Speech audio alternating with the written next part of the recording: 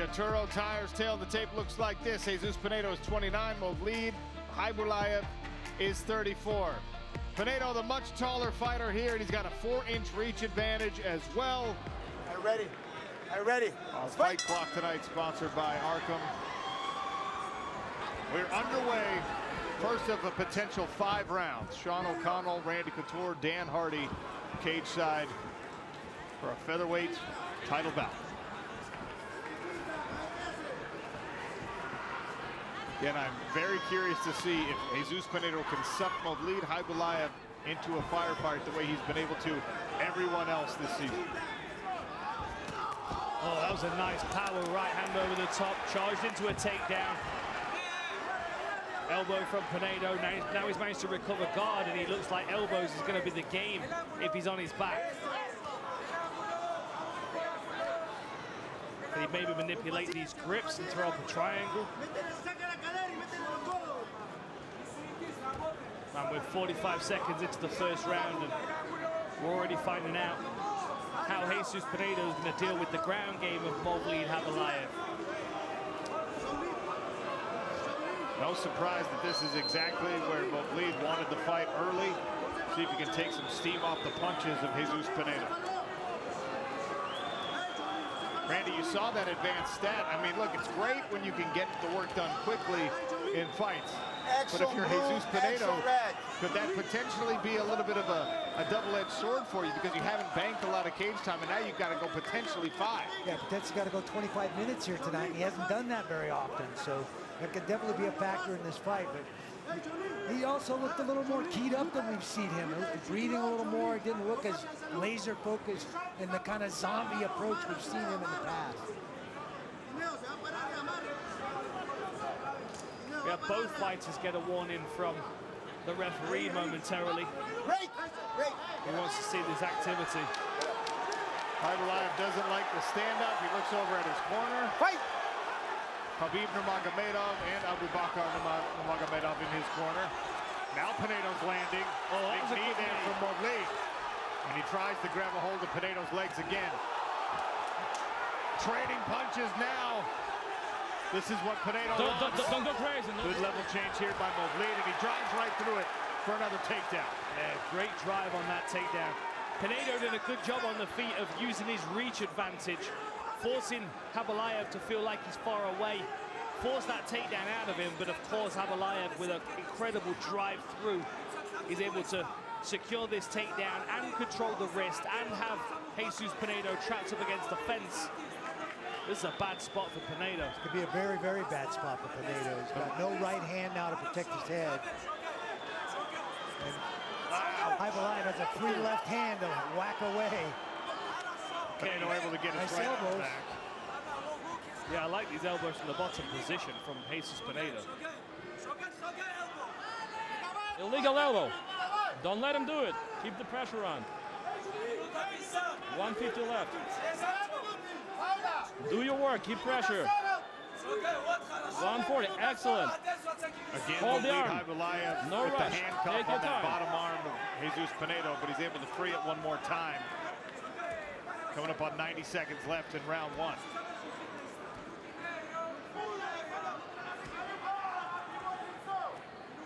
They seem kind of surprised by that stand-up. I wonder if they'd anticipated they'd be able to stay in this position and keep working. It's worth noting, Vitor Shaolin Ribeiro, 25-fight MMA veteran himself, a referee with an incredible amount of competition experience. And let's be honest, that was a very stale position. It was, yeah. Pinedo was doing a great job of tying Khaybulaev up, not letting him strike or do anything significant from the top position. I thought it was interesting, though, that he warned both fighters specifically. He said red corner activity, blue corner activity. Like, as a world-class jiu-jitsu practitioner, Shaolin's not going to want you to be resting in any position. He's going to want you working. So there could be a punishment for inactivity on the bottom position as well if Pinedo's playing for a stall. Oh, this is bad. Another handcuff. And Movlid takes advantage of it with 3 thunderous strikes from top. That seatbelt position is rough, boy. You get that arm trapped, and it's a big problem. We're probably going to see some in the main events as well, because Logan Storley specializes in that wrist control. swelling around the right eye of Jesus Pinedo now.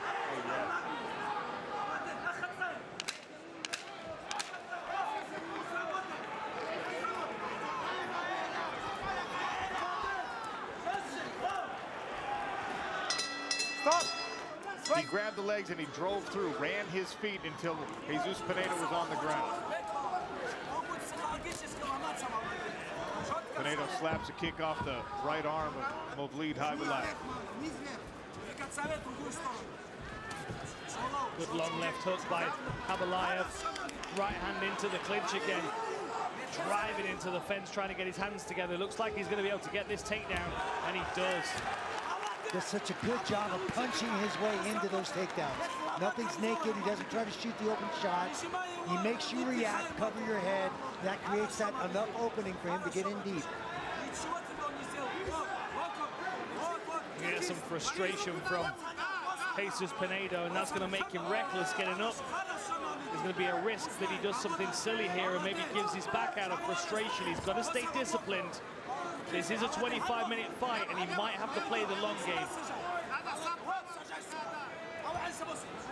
Seatbelt again. Throw one more. Khaybulaev on top.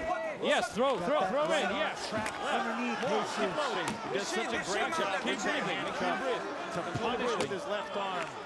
That's why they're swelling under the right eye of Jesus Pinedo. You can see already big breaths from Jesus. With a lot of time left to work in this championship bout. He knows what's coming his way. Take your time, I like it. Very nice, Movlid.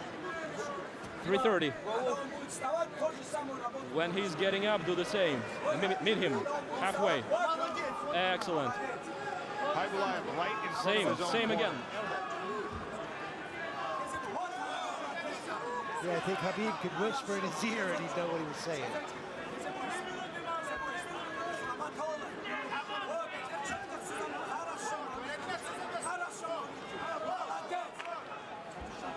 Man, that swelling around the eyes of Jesus Pinedo is just getting worse and worse.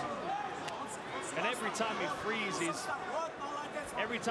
his hand from the handcuff position, within a few seconds he's back in it again. I mean, it's like, what a system that they have here. Look at that, he goes back to the wrist. Now he's going to drag him back with a hook in. And he's across the neck, got the Both chin. anchors in. Oh, he's got this. Both anchors in, it's going to be tight. Movlid's got the squeeze on the neck of Jesus Pinedo. Half a round left to work here in the second frame. He's just trying to turn his hips away. He's saying no, but that's going to go across the chin. Man, Khaybulaev getting to top position. Good decision-making there by Khaybulaev. Didn't want to burn Nice his work arms here out. by Pinedo. Getting his legs back in the fight. What a great look through the ref cam Vitor Shaolin gave us. The Dikembe Mutombo finger wag from Jesus Pinedo. Action But blue. still finds himself pinned right in front of the Khaybulaev corner. Underneath this pressure. Break. See the blood from the right eye. The Interesting. right forehead. Jesus Pinedo with a smile as he wipes. Oh! The big right hand from Movlid! And the right hand and left come thundering down. Pinedo's in big, big trouble. He's trying to Walk recover. right into that one.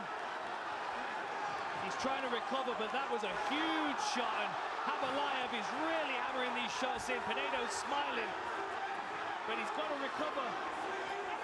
The killer Movlid Khaybulaev thunders the right hand down. Now Pinedo, to God, what toughness. What is Jesus Pinedo's jaw made of? Titanium, evidently.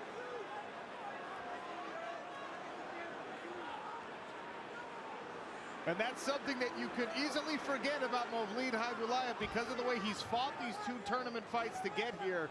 It's all been wrestling in that Dagestani Nurmagomedov school system. He is so explosive and so capable in the striking game. Takes Pinedo off his feet. Bloodies him up even more here in round two. Oh, here we go, arm triangle setup. Yeah. Look at that shoulder pressure. Now he's too close to the fence, really. Khaybulaev would like more space. Trying to climb through to the other side. If he can get through to the other side. Still trying to climb through to that other side. Wow. Look at that. Can Pinedo survive the final few seconds? 5 seconds to get this done. Got the wrong angle. Wrong angle now. Pinedo loves it for some reason. Peru's first major mixed martial arts champion. Ready? Let's fight. Do it again here in our 2025 PFL World Tournament. Sean O'Connell, Dan Hardy, Randy Couture on the commentary desk. Oh! Big right! Pinedo dropped Movlid, who's now on a single leg. And what a recovery by the killer. Wow. What a right hand by Pinedo. So we'll make that one knockdown apiece. Pinedo's got to open his guard. He's got to get his feet in this fight. There you go. Start creating some distance, create a scramble, make Movlid work to stay on top. Especially why Khaybulaev's foggy. Warning from the referee about these elbows. Does not want them landing on the back of Movlid's head.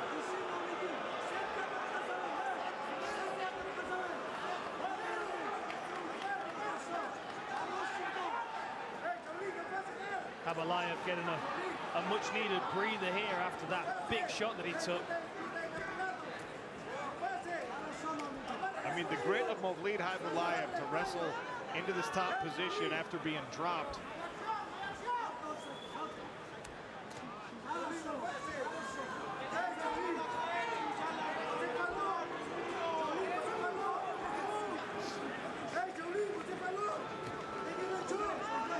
Jesus just looks stuck in this position with his head on the fence. 3.5 Let's left. see him start moving his legs, start moving his hips. Yes, it's going Get in. a shin shield in, get your hips turned, get to one side, get up on an elbow, start to build some elevation and make Movlid work. Throw some punches. Now, Jesus wants to stand up. He's trying to lock down Movlid. Movlid putting just Excellent, I enough like work that. with that right hand to keep the fighters in this position.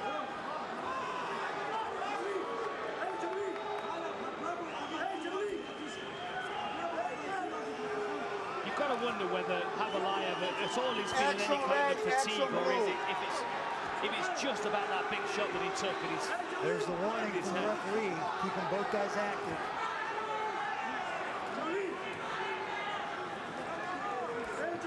I mean, Pinedo's slowing down as well, but of course he's been on the back foot for, well, half the fight now at this point. This is the midpoint of the championship fight. 2.5 minutes into round number 3. The blood pouring from the right side of Jesus Pinedo's face.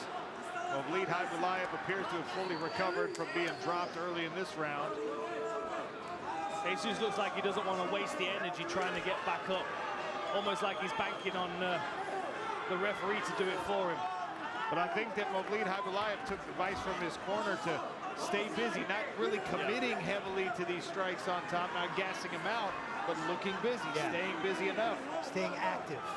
No, 173 thrown, 128 landed so far for Khaybulaev. 74% success rate. Of course, a lot of those strikes have been on the floor, but the ones that he landed on the feet as well have been quite significant, especially that right hand in the last round. 90 seconds left in the middle round, and Pinedo just looks like he's got no answers now to this position. When he's trying to get back up, he's getting his wrist bound, he's taking big punches on an already swollen face. There he goes. Now he works back to his feet. Now can he get the hand control going here? Keep his hips free. So Khaybulaev's going to try and get him back to the canvas. Yeah, he's really trying to break this grip that Khaybulaev's got. If he can separate those hands, he can turn into his opponent.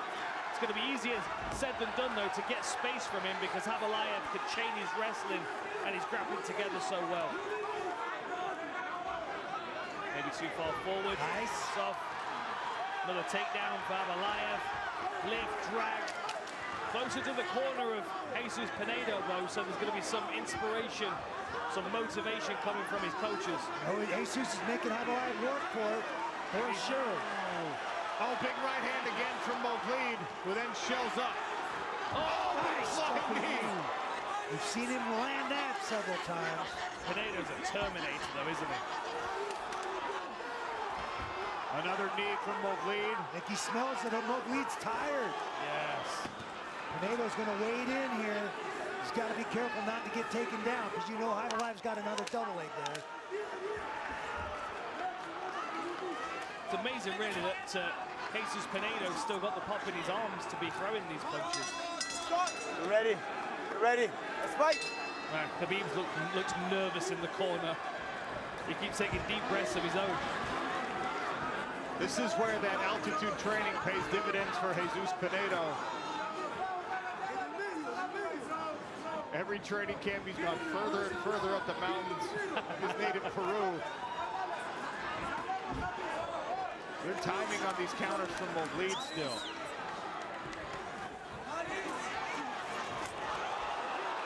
Level change, drive, beautiful work. Just times it so well. Watch the elbow. And as you always say, Randy, he keeps his feet moving. Yep. It's never more evident than when Khaybulaev is driving through a takedown, and he changes direction as well so well. Never touches his knees, gets a proper angle across those hips, turns the corner perfectly.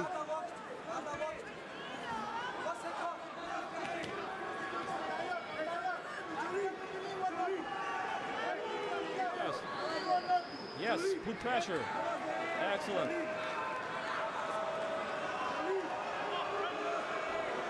Action blue. Elbows. Elbows. Taking some deep breaths, this Khabib. Pull up his arm. Grab his He arm. must be relieved every time he's in this position. My goodness, every time he gets back to the feet, Jesus Pinedo starts to flow, starts to move forward. Excellent. I like that. Gotta grab his head. Yes, let him. Pinedo now trying to He's letting call you in. back, get his shoulders on the cage, able to do so.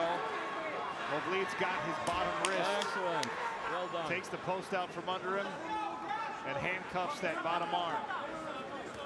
This is how Movlid's done the damage.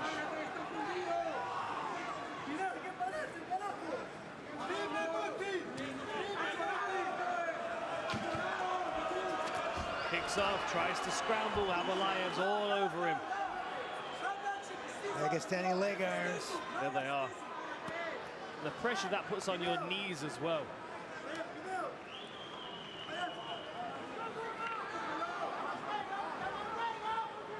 See him trying to slide his knee line clear.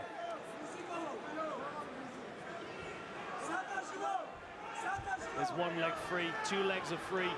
Khaybulaev's gone around the hips now. He's going to pull the hips away from the fence. And Pinedo tries to slide himself back. Keeps his shoulders on the fence. You can see the frustration, half a round left in the fourth. A drowning style of fighting from Khaybulaev.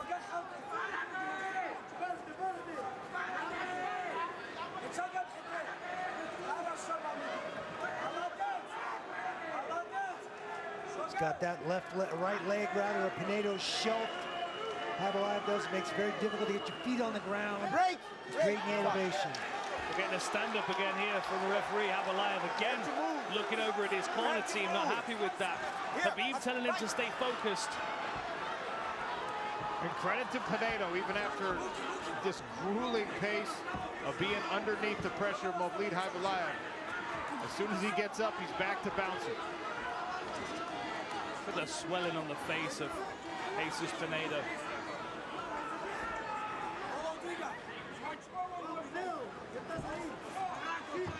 Khaybulaev closes in one more time. He's in on the legs.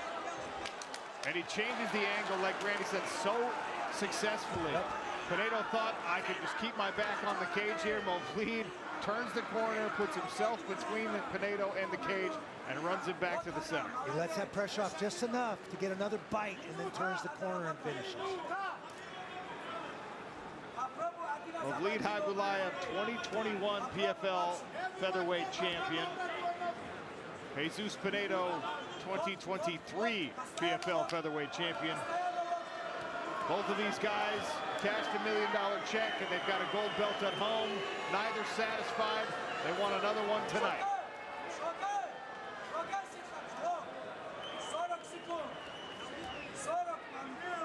Khaybulaev trying to stay busy. Pinedo trying to hold on. Coming into Call for a back of the head. Yeah, Coming up to 30 seconds left. I don't know if Pinedo's going to get the stand-up that he's hoping for in this round now. He's already had one. If you ask Movlid, he's had two, because he's looked at his corner twice. That's true. Like, what's this?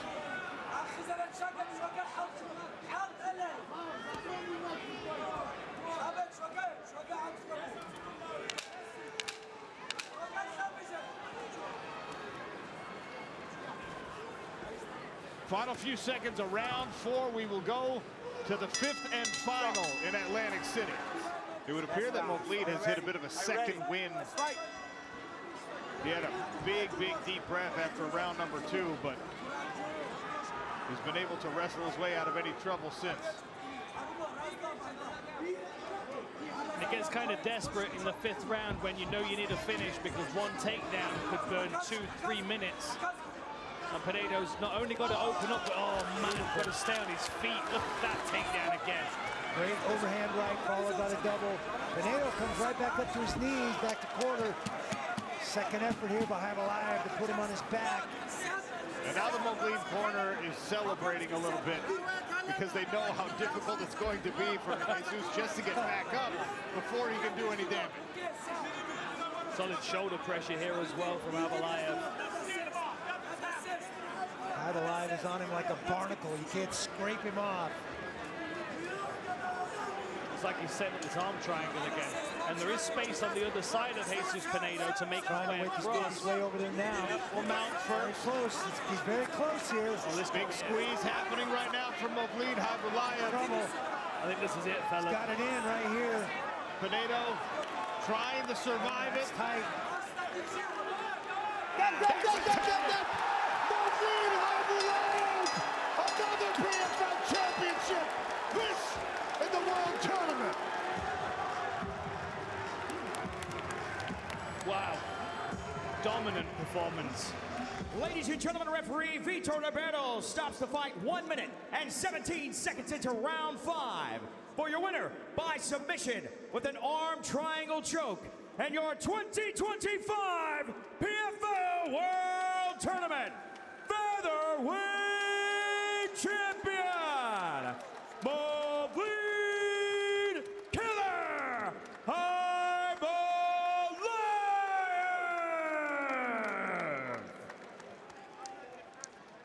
Ladies and gentlemen, I'm here with your winner, Movlid Khaybulaev. What an incredible performance, my friend. Dominant. Really impressive. Was he as tough as you expected? Он был таким тяжелым оппонентом, как ты ожидал его увидеть? Неужели вы думаете, что я уже не тот, который был раньше, становился в 21 году чемпионом? Если вы думаете, что время на меня повлияет, я могу спустя 3 года вернуться опять же победить чемпиона. Я отмечу такую работу, которую я выиграл предыдущих чемпионов. Венс Палмера, также Бренден после меня стал. Предпрошлогодний чемпион. Я выиграл 3 чемпионов. Вы должны признать меня лучшим бойцом. И я отмечу, с какой я команды Хабиба, и я чей ученик. Абдулманапа Нурмагомедова. Так что мы, ребята, слабее не становимся. Мы только становимся лучше. Okay, in case you guys forgot, 3 years ago I was a champion. If you thought the time was heavy on me, I'm back. I'm back again.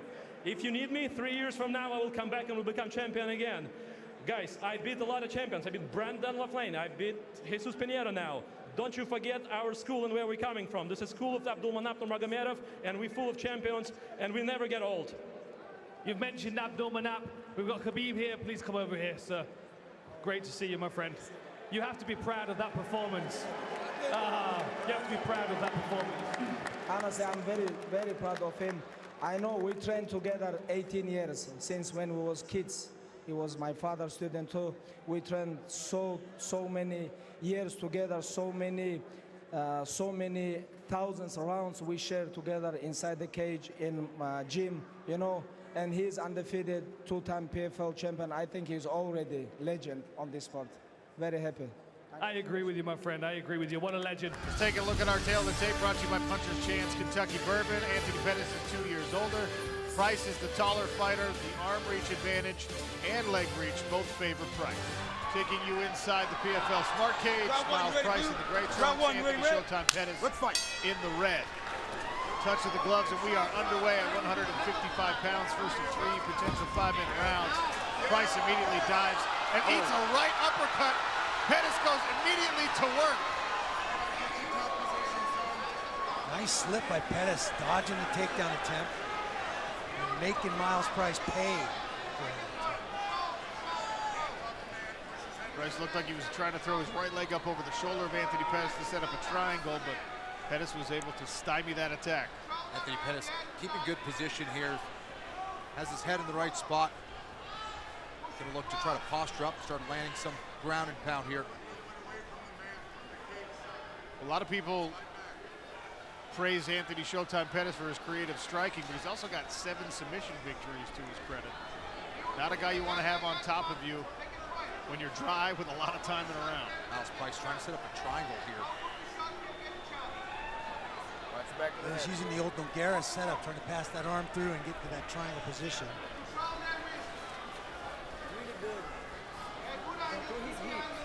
I'd like to see him open his guard and try and use that fence and get back to his feet. Follow the hip. Follow the hip, Anthony. Turn right, Anthony. Follow hip. Yeah, it looks like he's choosing to just stay in his guard and attack him there, but it's a very difficult thing when you have that cage behind your head. When he opens his guard.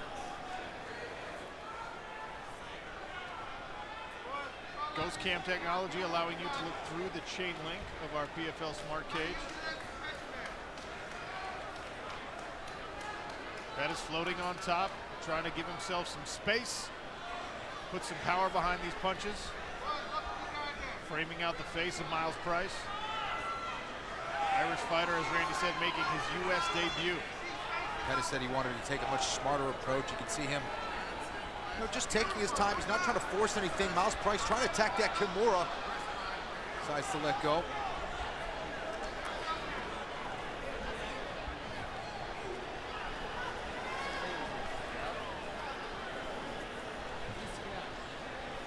Early goings, here's the Acronis Fight Tracker. The bulk of this fight, of course, taking place up here against the edge. Round 1 halfway gone.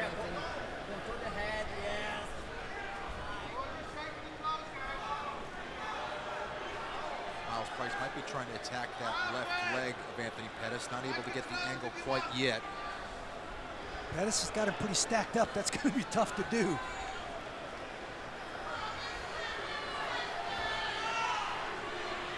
Couple of left hands loosen up the guard of Price there for Anthony Pettis.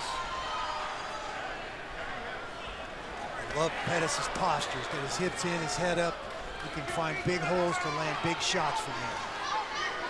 Right hand coming down for Anthony Pettis. Now Price grabbing a head outside single. Pettis having none of it. Pettis almost climbing the full mount there. Price doing a great job of getting his legs back in the fight. Yeah, Pettis doing a good job of trying to counter with that guillotine, then try to step into mount. Now right back into half guard, trying to chip away. There he is, trying to attack that leg. Pettis is onto it, limp legs out. Now he's trying to attack the back.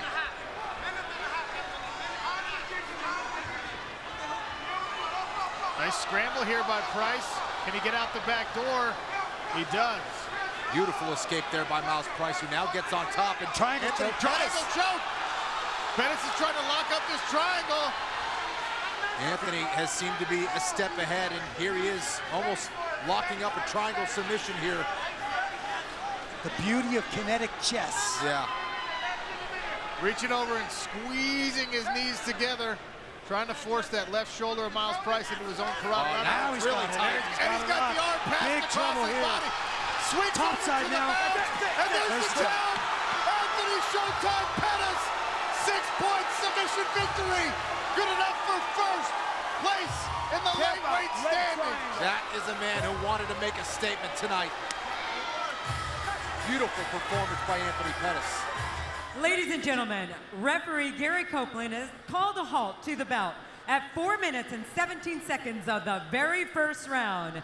Your winner by triangle choke and earning 6 points in the lightweight division, and Showtime Pettis! Here I am with the winner, Anthony Showtime Pettis. First round submission victory. Good enough for 6 points, and right now, that's first place in the lightweight standings. Is this the statement you wanted to make? That's how it's supposed to be. Last year, it didn't go my way. This season's a whole new season. Thank you to God, man. I had a great training camp, great coaches, and I did what I was supposed to do. All right, walk me through the replays here. Obviously, you got the job done in the first round. He dives for your leg, and you hit him with this uppercut. Yeah, I knew he was going to go for a takedown. I didn't expect him to go that quick. And then when I got on top, I just make sure, I knew Jiu-Jitsu was dangerous, so I wanted to secure guard.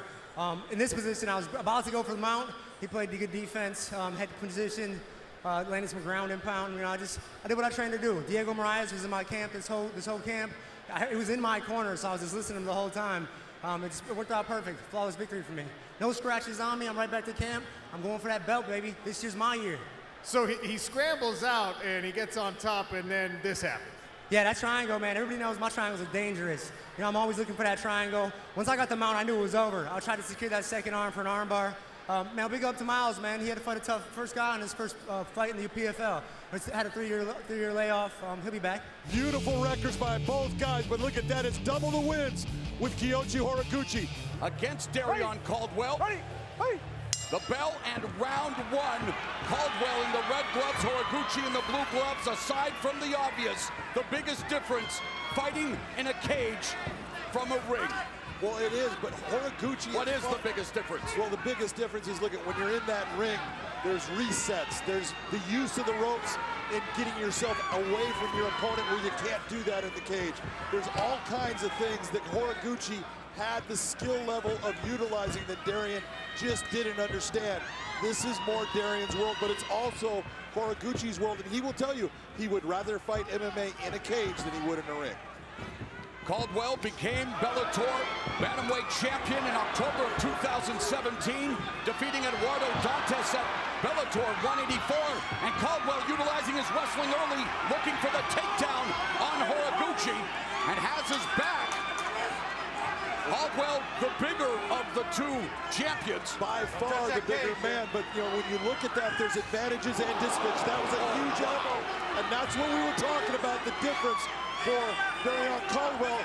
He utilizes big elbows, and he thinks it's going to be a big difference in this fight.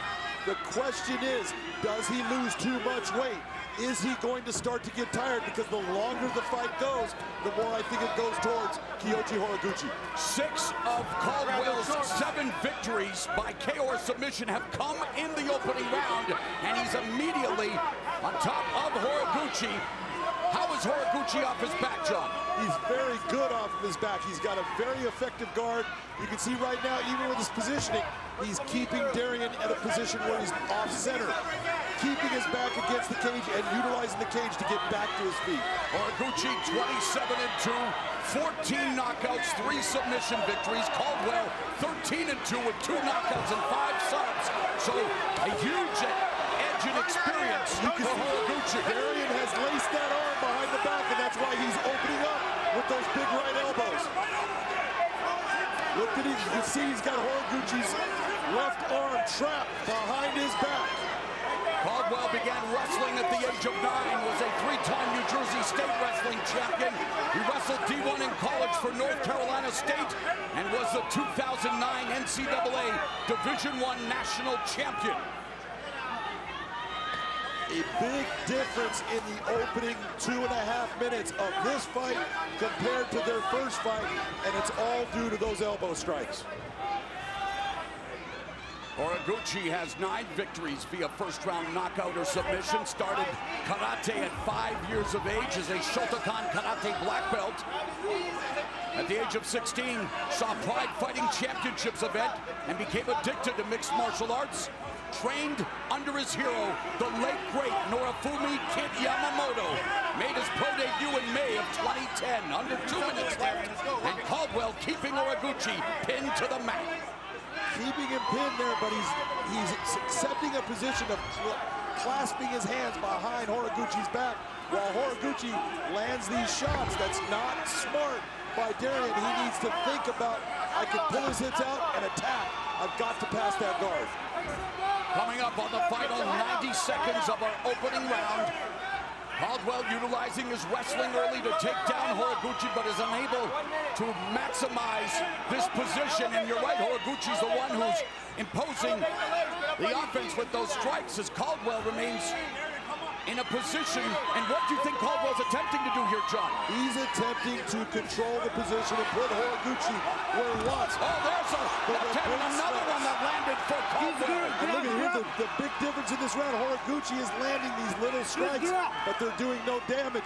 But you're looking at the strikes that Caldwell is landing. They have been big, heavy strikes. Under a minute left in the first frame. Half guard being employed by Horiguchi. Caldwell looking again to try to find an opening, try to find a way to... Stop! Referee is... What we have is Horiguchi is holding on to Caldwell's glove. Excuse me, Caldwell's holding on to Horiguchi's glove in the... Ready, turn, fight! And that's why he's out of the position. He was holding on to Horiguchi's glove. Horiguchi was trying to tell the referee, Todd Anderson sees it, and that's why he breaks him and sets her, starts him on the feet.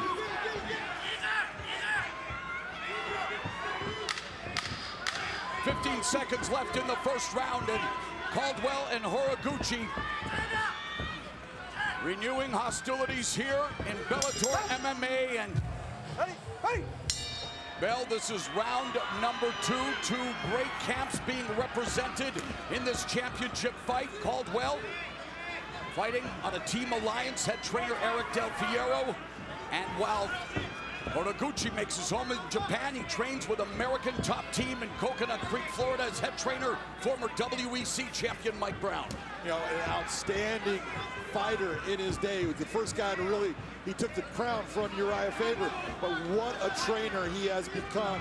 Mike Brown is phenomenal as a trainer and says that Kyoji Horiguchi is the hardest training guy he has ever seen. And what about what Eric Del Fierro has been able to accomplish at Team Alliance? Well, I'll tell you what, Eric Del Fierro, with the help of Dominic Cruz, has created a super camp down in San Diego where those guys are just a bunch of killers. Southpaw Caldwell fishing for a head kick. Horiguchi darting in and out of range. Then Caldwell 5'10", Horiguchi 5'5". There's a head kick, but partially blocked by Horiguchi. And you see Horiguchi pressing the issue. He's not backing away.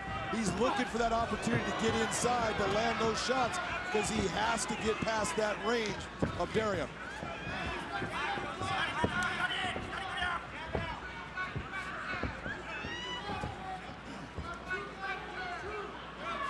What a way to kick things off with this Bellator Bantamweight Championship fight.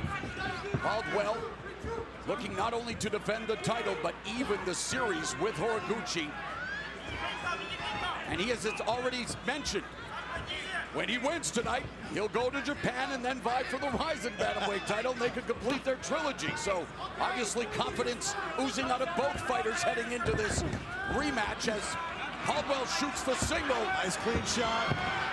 Runs it down, but you look and see it. Look at exactly what Horiguchi did. He got himself all the way to the cage where he can get his back against it to get himself back up. We saw this in the opening round. You talked a little bit about what Caldwell could do looking at it from this position. He wasn't able to improve his position. How can he do so here? Well, he did improve his position eventually, and he got to that half guard position, which is an improvement from being where he's got, you know, basically a guard position here. But he's just sitting there again on top, putting his weight on what he needs to do. I need to stop being just the wrestler at this moment and trying to pull my opponent's hips away from the cage and get him down on his back because it hasn't worked. So let me break free and strike and land big shots. They're going to damage and break my opponent down. Every fighter's mental makeup is different, but we've seen it even on the undercard. Caldwell coming off a big loss in Japan. Does that speak to maybe being a little more conservative, sticking to his bread and butter early, just imposing his will and skill and just making sure that he executes his game plan at any step? Absolutely. Look, no doubt, look, when you lose a fight, you got to go back and say, okay, where did I make my mistakes? And he made a lot in that first fight. And a big part of it was his inability to keep Horiguchi on the ground. And that's what he's trying to change right here. And now, Caldwell again, Horiguchi against the fence, but Horiguchi dropping those left hands. Minute and a half left in the second round. Darian needs to stop just grabbing the weights. If he's going to grab and put his hands and get that gable grip, then he needs to start to lift back, bringing Horiguchi's hips off of the cage and start to put him flat on his back.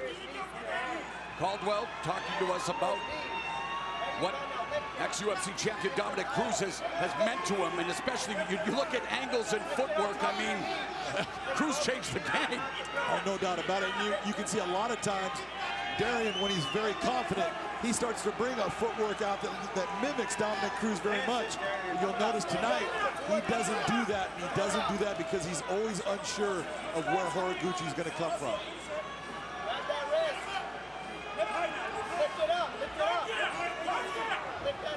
See, right now, this is the difference of Horiguchi is actually fighting. Darian Caldwell is trying to control, and the fight should always be won by the guy trying to fight, not the guy trying to control. Referee brings them back up to their feet. Caldwell telling us that the rematch would go one way, him taking down Horiguchi and punishing him. He's taken Horiguchi down. He hasn't really punished him yet. No, well, he did in the first round with some big shots, but in this second round, he has done nothing to diminish Horiguchi, and Horiguchi's the guy landing the strikes.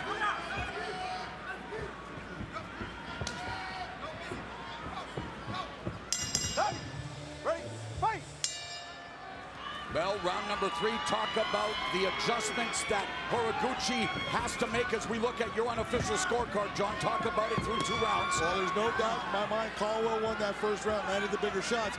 But in the second round, he didn't land any big shots. In fact, he just wrestled, he got position, but he was accepting small strikes. And look at, when you did nothing with your submission game, nothing to do anything to finish the fight against Horiguchi, he wins the round. Talk about potential adjustments for each fighter as Horiguchi goes to the air with that knee strike. Now the sprawl, north side position. Horiguchi looking for the guillotine again, just like in Japan. What Darian needs to do right now is control that hand, take his time. In my opinion, he's the guy that can win all the scrambles when it comes to the wrestling game. He can take chances, but the problem is, and this is what I was talking about at the beginning of the fight, I think Darian's starting to get tired. It is that weight cut, that he is losing so much weight in that weight cut that he's losing his ability to maintain that energy to keep the pace. Looking for that elevator sweep with the butterfly hooks. Caldwell, who is on the bottom now. Horiguchi looking to pass guard, and Horiguchi has the 3 submission wins, a rear naked choke, an arm triangle, and the guillotine choke victory against Caldwell. Now in half guard, open half guard, could try to slip to side control, but now electing to just put the pressure on Caldwell. And you're seeing Horiguchi, what he's trying to do is he's trying to create pressure with his hips to free his leg to get himself out of the half guard, more to a side control position. But at least he's starting to open up and starting to utilize some strikes.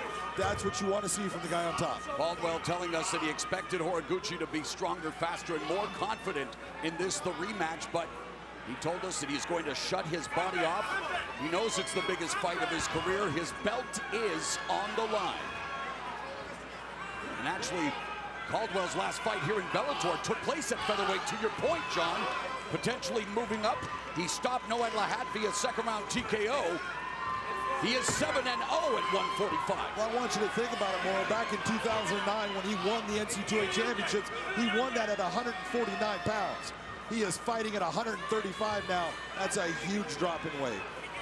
Midway point of the round and the fight, with Horiguchi in top position, the open guard of Caldwell. And this is the difference of what you're seeing is when Horiguchi was put on his back by Caldwell, he gets himself to the cage and he does not accept the position. He continues to work his way out of it, and you're not seeing that from Caldwell. And Horiguchi and Caldwell back on the feet. The southpaw swings wildly. The sprawl by Horiguchi. And immediately Horiguchi back in the half butterfly guard of Caldwell. I'm sorry, that right there just tells you Darian Caldwell is tired. He was on his knees, able to come up. He did not, he just fell to his back. He's not a jiu-jitsu guy off of his back. This is not the area where he wins fights. Second rematch in Caldwell's career. Lost to Joe Tamanglo and was able to avenge that loss. And here tonight looking to avenge the setback in the land of the rising sun with 90 seconds left here in round 3. And series of punches by Horiguchi showing the referee that he's staying busy.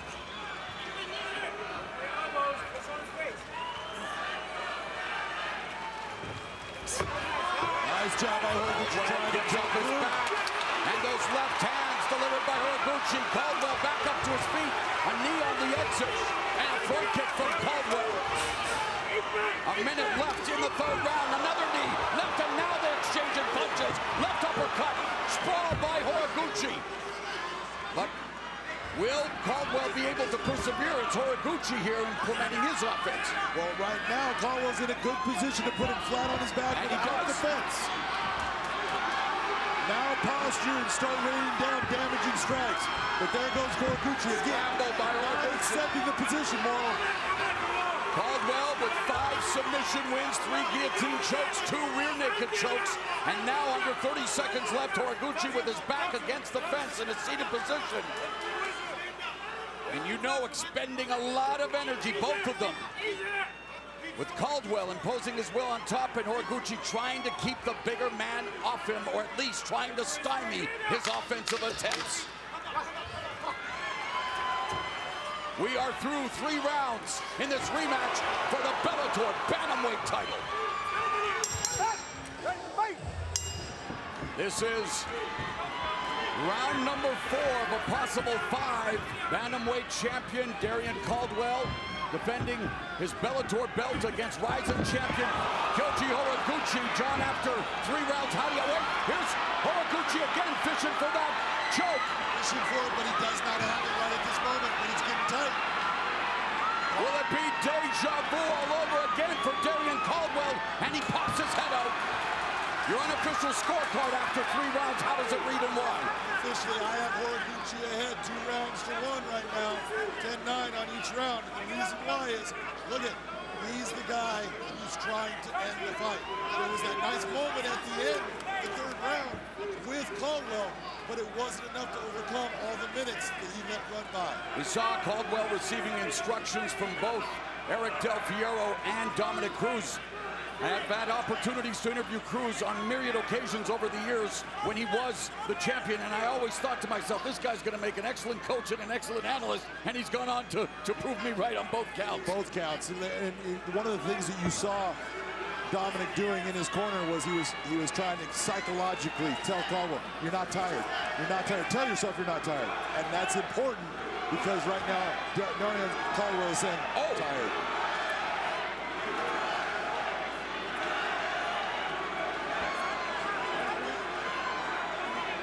Caldwell just trying to keep Horiguchi. Horiguchi throwing some left hands, continues to pepper the side of Caldwell's head.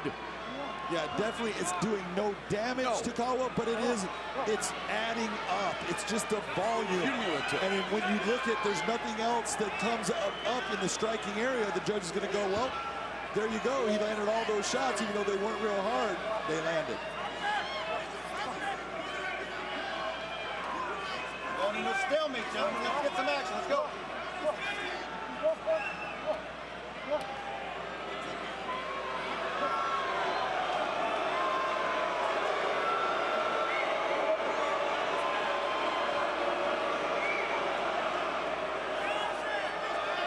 Well, the fight is receiving Bronx cheers, Mr. McCarthy. Well, there was a really slick elbow that Caldwell just hit Horiguchi with, but Caldwell's making a huge mistake in making this a wrestling match and thinking he can win this fight by just out-controlling his opponent.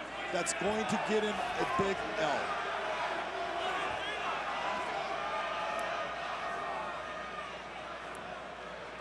And again, Horiguchi feeding steady stream. You're right, just peppering him.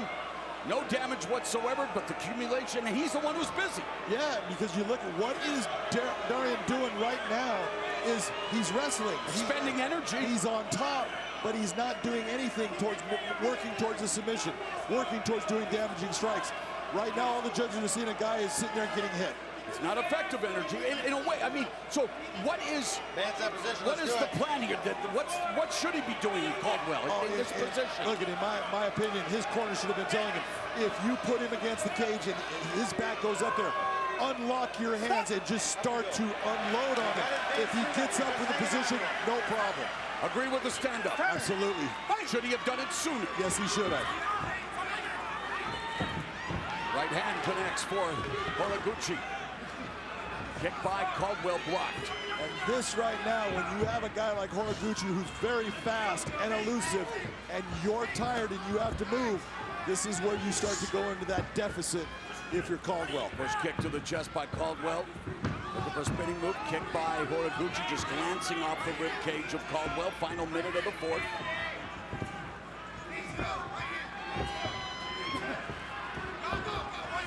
You can just see in the movement, Caldwell is starting just to dive with that kick right there.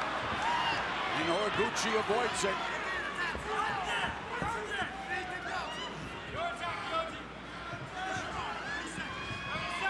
Horiguchi's your fighter that's coming forward. He's looking to do things in the fight to finish the fight.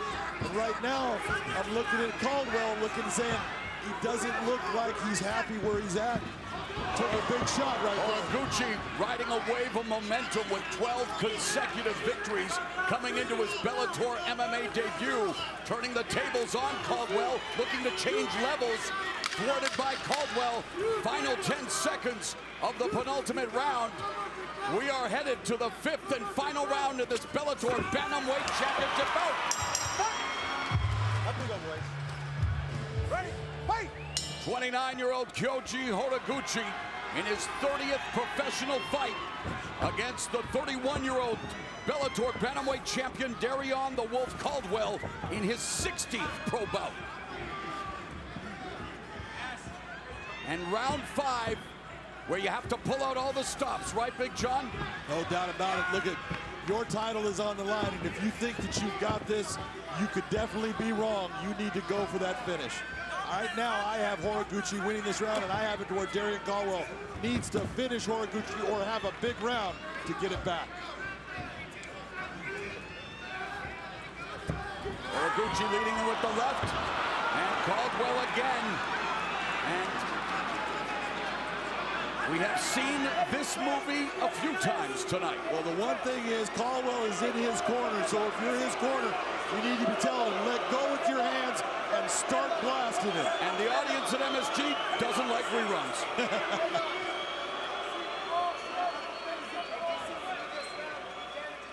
You cannot sit here trying to hold on to his legs and think that you're going to win this fight by being the guy that's sitting on top.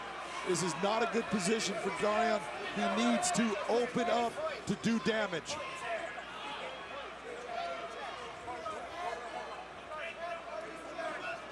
There's always the conversation about the scoring of takedowns and how they should be scored. John, elucidate a little bit on that. Well, you can look at that takedown. That really wasn't a takedown. It was an actual takedown by Horiguchi that ended up in a scramble that he overshot, and Darion gets position. But Caldwell, from this position, when you have a takedown that is just almost a given, the judge is going to wait and see what you do with that position, and if you do nothing offensive with it, he's not going to give you much credit for it. Horiguchi tattooing the rib cage with those right hands. Both of Caldwell's losses have come via guillotine choke, and Horiguchi maneuvering for another attempt. And right now, if you're looking at it, Morrow, would you say that a takedown in this position for Darion is doing him good or doing him bad? It's static. Bingo. So it's not working to your advantage to get that takedown and just keep yourself in this position.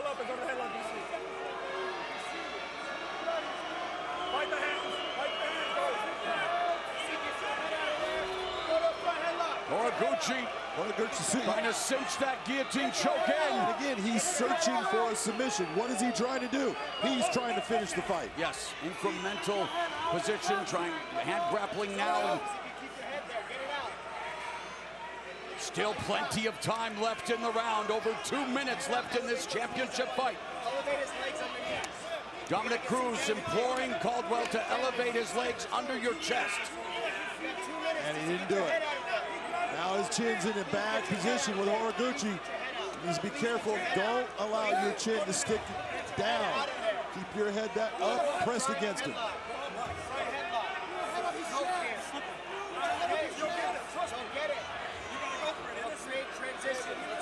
The coaches are giving him the right advice. He's not listening. Exactly, and that's, you know, sometimes when you are in that position, do you listen to your coaches? Are you able to take that information and put it into action? And right now we're seeing it. Caldwell is not able to do that.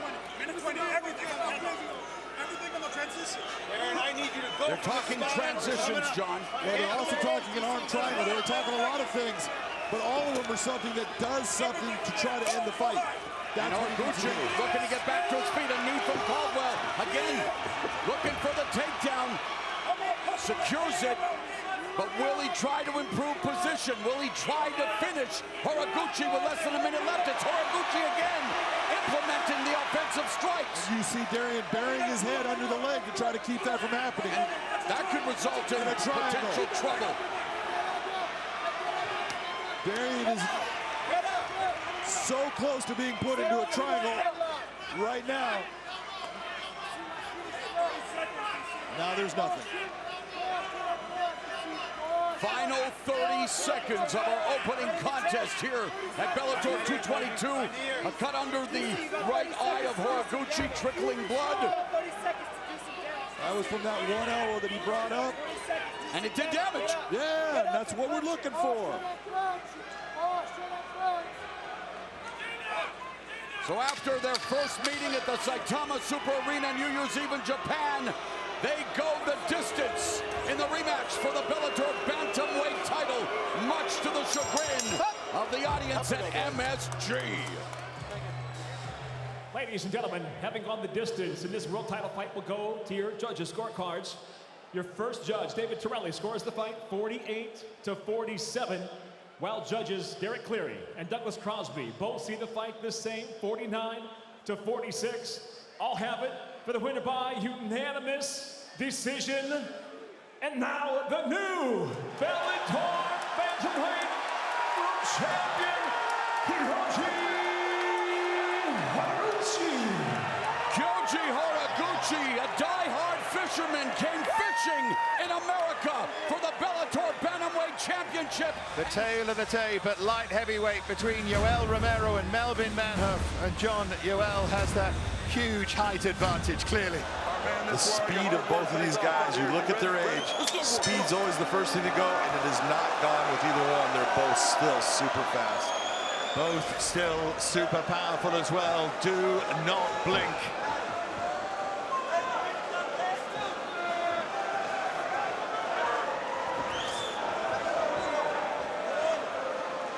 General feeling is if Melvin Manhoef is to pull off a win here, he has to do it early, when he tends to do it. Only 26 times.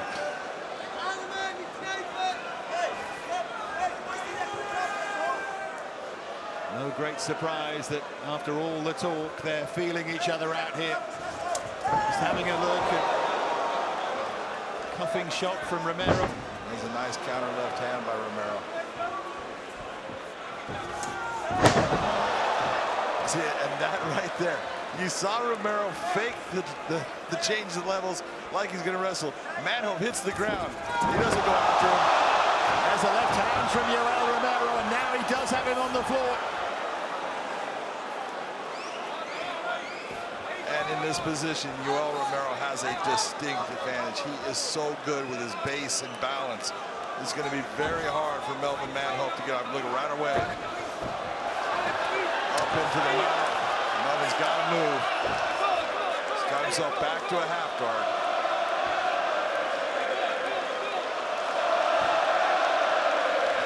Immense strength of Yoel Romero and the technique as well.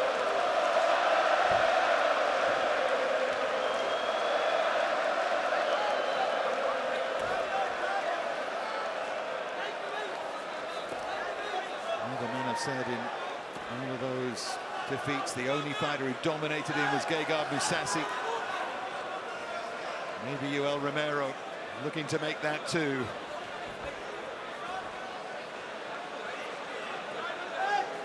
You see Yoel trying to, what we're talking, windshield wiper, grabbing the ground and bringing that arm up.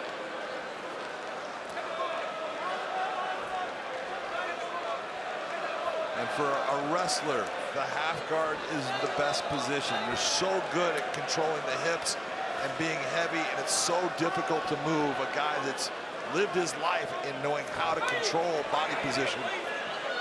It's a great place for Yoel Romero to be. What's that? And just to remind you, those who don't know, and I think everyone does, for all the power, this is an Olympic silver medal wrestler with power.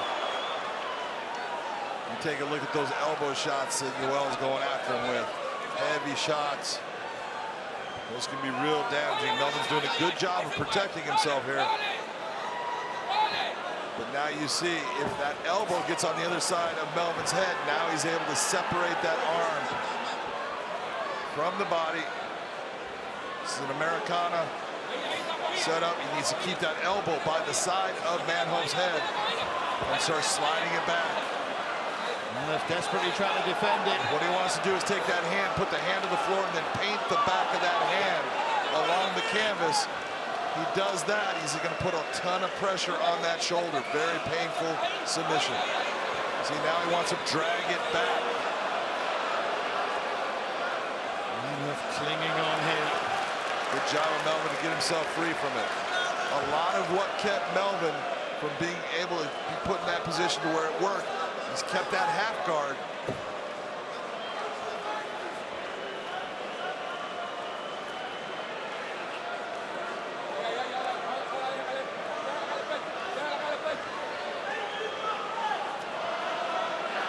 How much is this taking out, though, of Melvin Manhoef?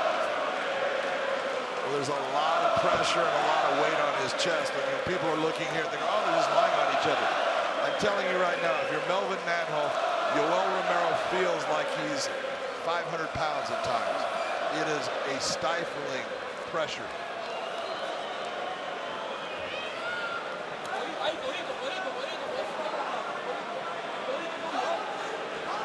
Hugely dominant opening round here from Yoel Romero. Just got Manhoef clinging on, really. Well, bringing that left leg up to trap that leg so he can try to slide his leg through. Breaking that guard, that half guard hold that he has, trying to get to him out. And he's got 6 seconds to get there. So in the end, the opening round wasn't about who landed first, not really. It's just common sense. All right, here we go, man. Round two, ready? Let's go.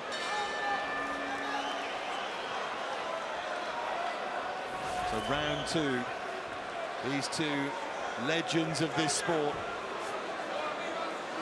Clear opening round for Yoel Romero.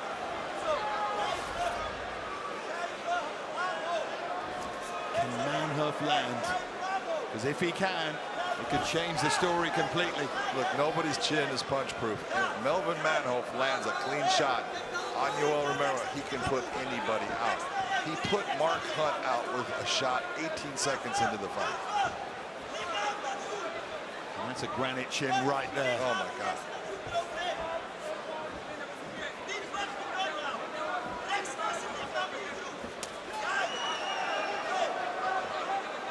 Use of that inside leg kick from Melvin Manhoef. But again, that respect is there. You can see it clearly as we did in the opening round.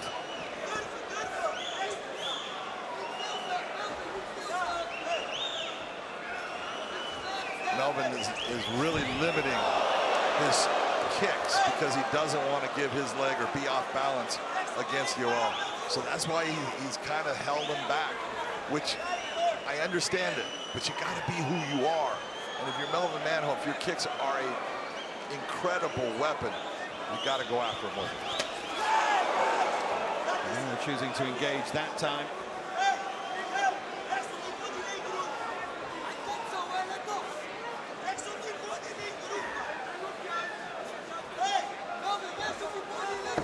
Now Manhoef comes forward with that left hook.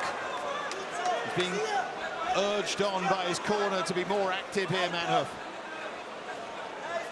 Well, the only way that he can get the win is to be active. So I understand why his corner is urging him on to get after Romero.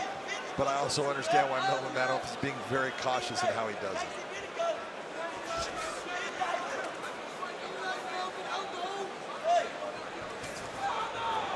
Shuffling forward there, Romero does things in his own way.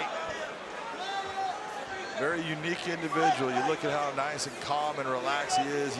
There's no excess burn of energy ever from Yoel Romero.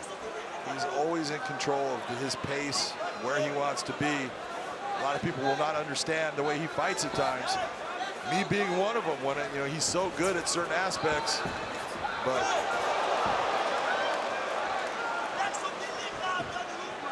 just fell back into the cage there. With a short right hand, Romero just shrugged his shoulders, his gigantic shoulders.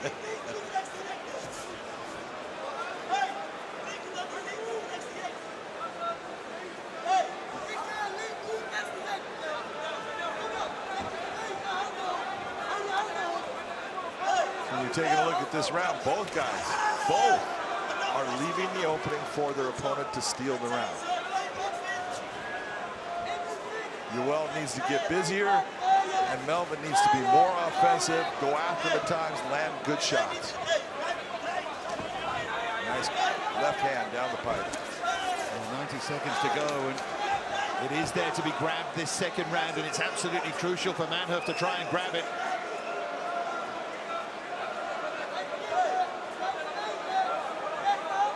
One of those rounds where a big shot landed could win you the round, whatever its repercussions. There's that feint again from Yoel Romero. Well, you see the big reaction from Melvin. He's waiting for that. You good? Let's go, fight.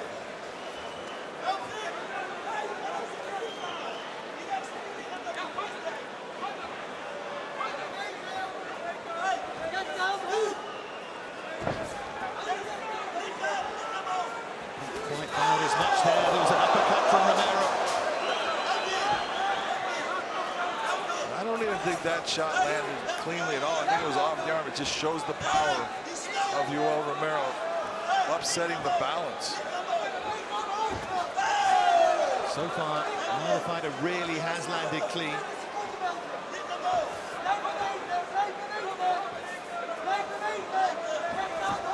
18 seconds left. This round could be won by anyone still. And it's still there. It's absolutely still there as Yoel Romero looks for the ball. Big shot. Huge shot. He got hurt by that. You can see it in his eyes.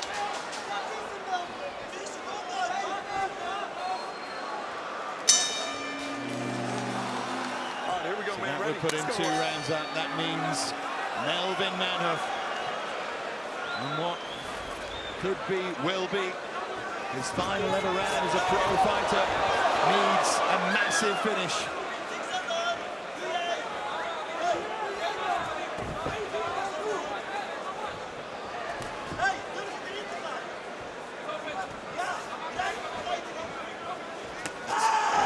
To the body there from Manhoef, and you saw the reaction from Yoel Romero. Well, it was a clean body shot that landed very well. Yoel kind of looked at him like, yeah, that's not good. But I know it hurt.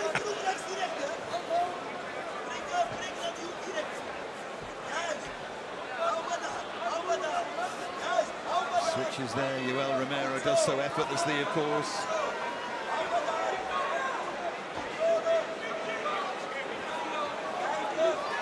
Just searching out a weakness.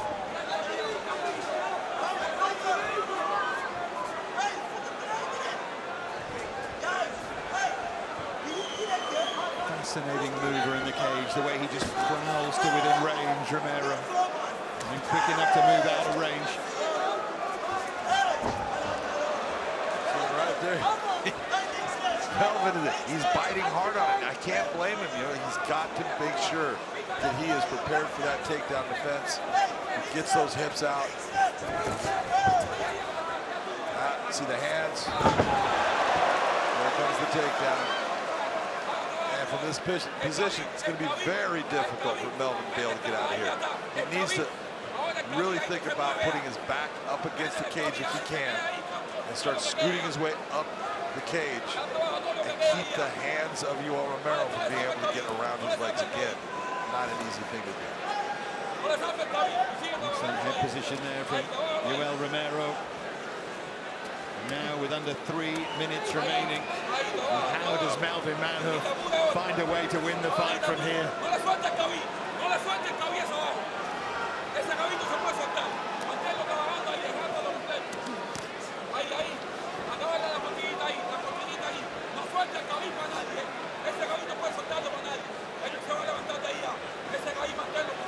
Well, I wouldn't put it past Melvin Manhoef for being able to knock somebody out from his back. He's got that kind of power. But to do it against Yoel Romero, I'm just not sure that anyone's got that kind of power to do it. This is a position where Melvin has got to give up his back to try to get himself back out. A lot of pressure here. Not enough to stop the fight. Melvin to tap out. Romero just being very heavy on top of him. All of that weight, using that elbow as well.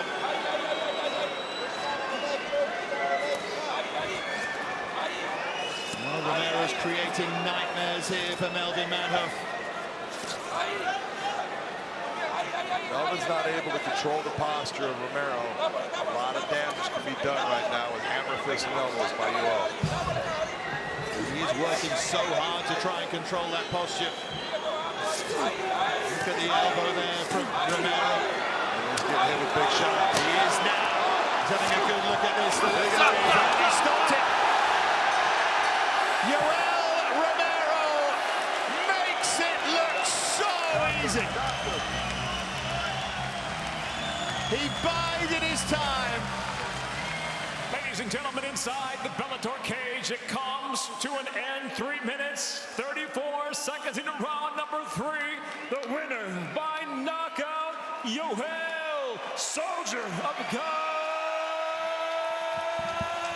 Romero.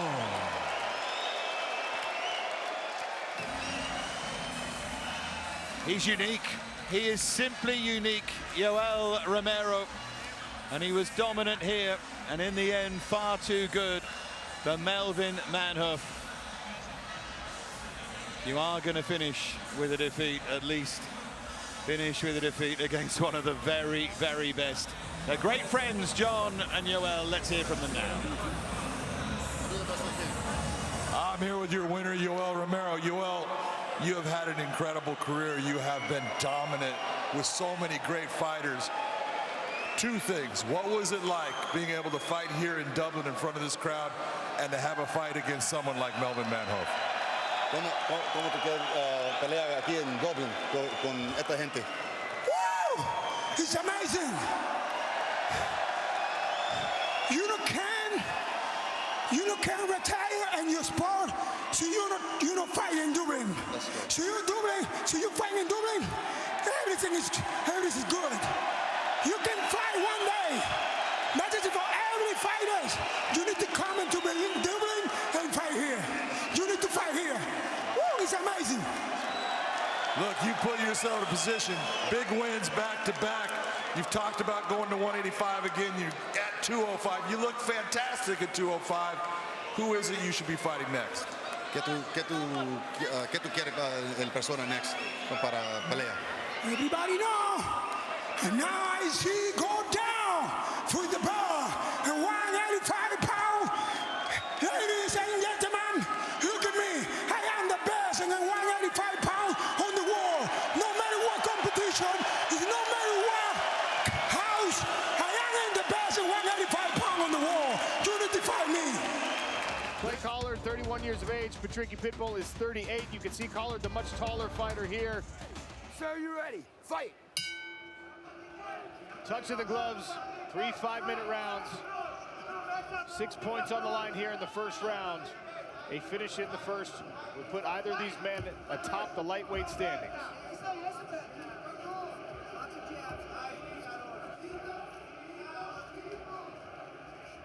Collard trying with the long jabs early. He's also using different motions early. He's circling to the right, circling to the left, moving forward with feints, leg kicks. Little stumble on the calf kick there as his feet came back to set.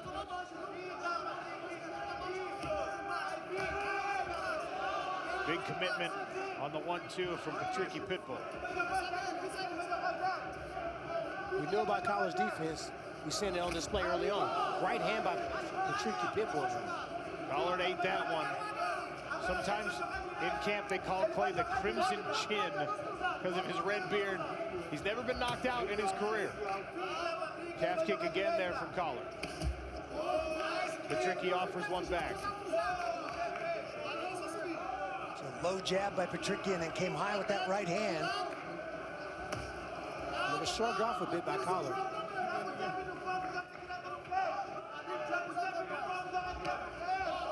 Slip and rip there. Collard trying the counter hook. Just outside the range of Patricky on the counter. Collard doing a nice job of cutting off the ring, keeping Patricky hemmed up against the fence. Nice right hand snuck through the guard for Collard. And Randy, those calf kicks are deposits for later withdrawals. He's landing those calf kicks to slow down Patricky Pitbull.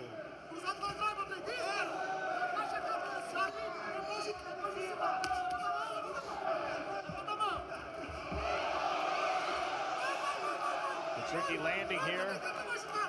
Collard shrugging it off. Got his hands down. Right hand landed and dropped him. Collard was off balance already. The right hand helped. And now Pitbull swinging away. Feels like he's got Collard hurt. Look at Pitbull's eyes. He's looking right at the chin. He's not leaving that laser focus. Nice double leg. Nice roll by Collard and a scramble. Offers some uppercuts. There's the knees. Little blood over the left eye, Patricky Pitbull. Round one halfway gone. You can see the live odds have this one dead even. Collard's walking in with his hand pretty high. Especially against a shorter opponent, he needs to drop that chin a bit. He does get reckless every once in a while in the interest of trying to generate offense.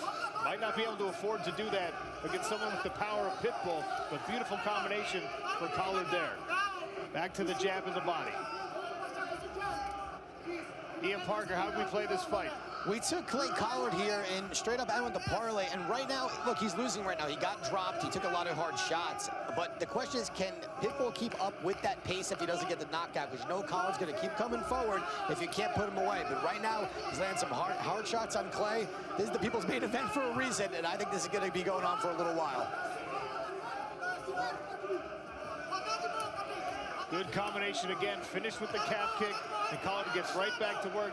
There you see him going to the body, something he's very well known for. You're starting to see the volume increase by Collard. He's starting to find his rhythm and range. More calf kicks as well. Patricky offers one back.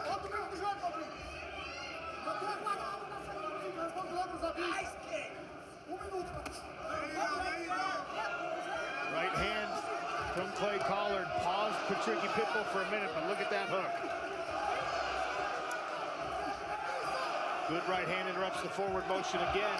There's the knee.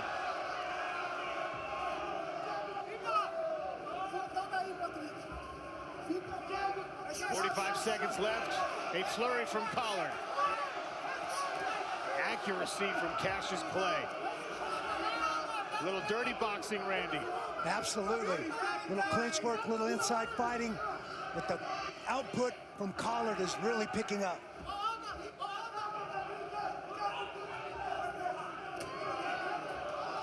Big swing and a miss there for Pitbull.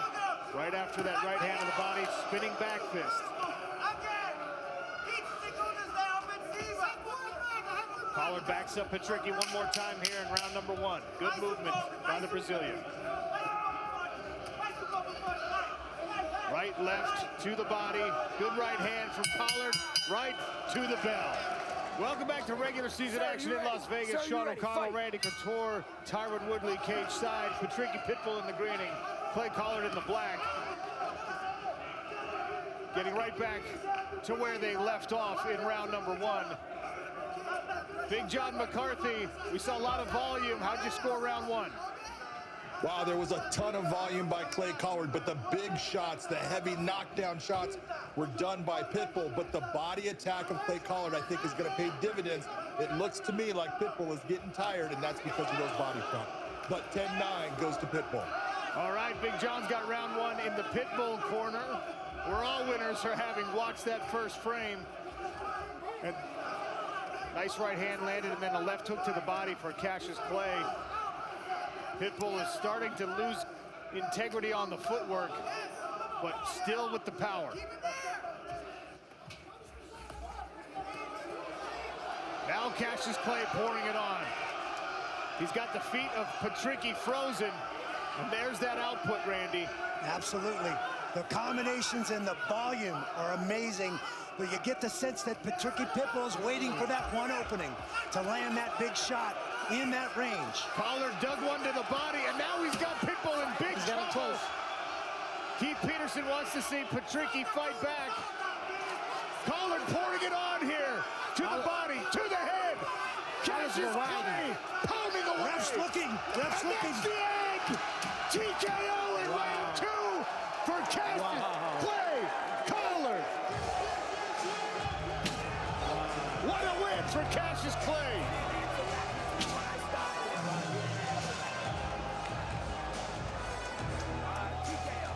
Ladies and gentlemen, Keith Peterson calls a halt to the action at 1 minute and 32 seconds of round number 2. Declaring your winner via TKO, Cassius Clay Collard. Tail of the tape. A reason this is a catch weight. Ken Shamrock did not get over 205, the light heavyweight limit, so they couldn't call it a heavyweight fight. They had to catch weight it. Kimbo Slice, much bigger tonight. You ready? You ready? Get it on. The bell in round number 1. Kimbo pointing to the center of the cage. I think he's daring Shamrock to stand and trade with him. Shamrock wants none of it.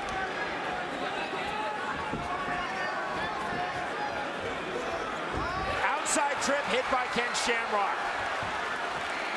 He's wearing the blue gloves, red gloves for Kimbo Slice.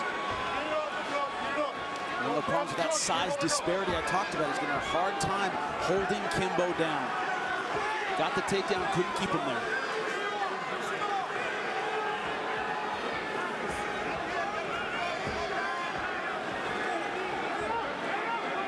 Shamrock with wrist control. Knee to the body.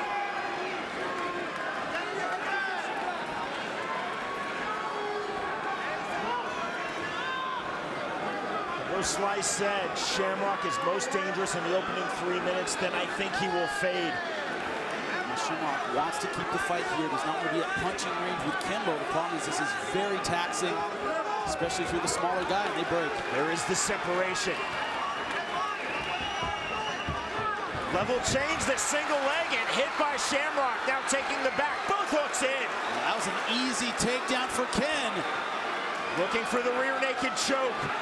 A bit of crank on that. Oh, it's under the neck. Chin. That is tight. That is very tight. Shamrock looking to finish. I think he's got it. McCarthy taking a really close look. Kimbo's not tapping though. He is still fighting. How long can Ken hold this? Because positionally this is done, but he's just not able to put enough into it yet. He's out, I think. Nope, he's still with it. Saw that arm drop, but he's still with it. Shamrock full commitment, but has crossed his angles. Lost both hooks, still deep, still tight. But if Ken doesn't get this, will he have any arm strength left? And Kimbo's out. Slice back to his feet and unloading with the right hand. It was all Ken Shamrock, now all Kimbo Slice. Drop Shamrock, and the count for behind win in the Bellator cage for Kimbo Slice.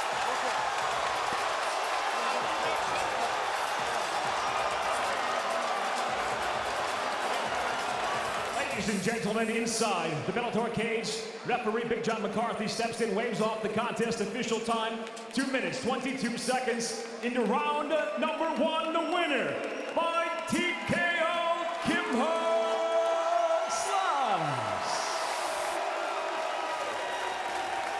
Here's Jimmy. I'm I'm here with the winner, Kimbo, Slice Kimbo. Deep rear naked choke. You didn't even raise your hand to tap. What was going through your mind, man? First thing I want to do, I want to give thanks to my Lord and Savior, Jesus Christ. I want to tell you, St. Louis, I love you guys. And I want to wish a happy birthday to my little baby girl back at home. I love you, Mama. Now, you said you wouldn't tap, and you didn't. What was going through your mind? I've been in this position before at American Top Team Horse, ATT. Been in this position before. I trained my ground game very well.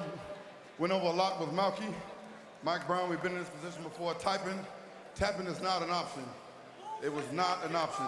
1 year age difference, 1 inch height advantage. Arlovsky has bounced back strong, 240 pounds. There's Arlovsky. He has bounced back, gained his weight back, and he's ready to go. You ready, sir? Are you ready? Let's go, fight. They touch him up, it's underway. Main event heavyweights, Arlovsky in the black. The black with the white, Mike Kyle. Scheduled 3 5-minute rounds. Ooh, you feel the tension. And it's because both these guys are power hitters. Who's going to make the first mistake? Both men capable of one swing and it's over. Who's going to make the opening? Oh, there we go. Kyle comes in. Arlovsky pushes him aside. Kyle right back in the middle.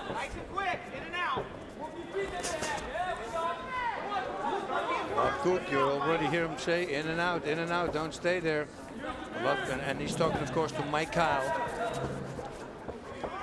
Arlovsky's got a great counter left hook, counter right straight. You know, if you stay there too long, that's a big problem. Especially if you throw a right, because then your right side of the face is exposed, and there's the counter left hook. Arlovsky reaches with that right, still trying to get his timing down, and Kyle knocks him down. Kyle has him knocked down. Arlovsky trying to hang on, and he's right back up. And it was on the defense. He hit him on the defense, so you can see how hard he can hit. Kyle countered and put Arlovsky down here in the first. Oh, we're going to see that later. I would love, yes. Oh, look at that. Arlovsky back with a left kick. The big men bringing it early as we expected. Again, a kick by Arlovsky. Let's keep him away. He needs a little time. And Arlovsky does not seem phased by being knocked down early by Kyle. Oh, he's a really good actor right now. There's no way you can show that you're hit or wobbly, because that will give the opponent wings, so to say. And he will come forward to finish the job. Oh, that's a counter back. Toe to toe, the two guys go at it again.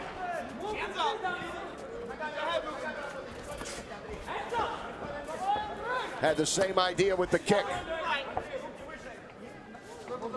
Should lift your leg up, simply lift your right leg up, come with the right straight. Let them think it's a front kick. Maybe they defend it. Pop, right straight over the top. They start including more strikes, and especially the legs. And fakes. Honestly, just fake, you're gonna hit. Arlovsky stings with that right. That was a really nice combination. Right away, coming back with another one. Left body right overhand, and then right away he did a right body shot with a left overhand. Hit the top of the head here from Mike Kyle, which most of the time is a bad spot to hit. Good for the guy who's hitting, bad for the guy who's receiving. And Arlovsky again with a nice right. Kyle's jaw is too far up. He's looking up. He needs to push his chin a little bit in between his shoulders. You see, he's wide open for hooks, and especially that overhand that Arlovsky's throwing all the time. There we go again. He's connecting. He's got to watch out.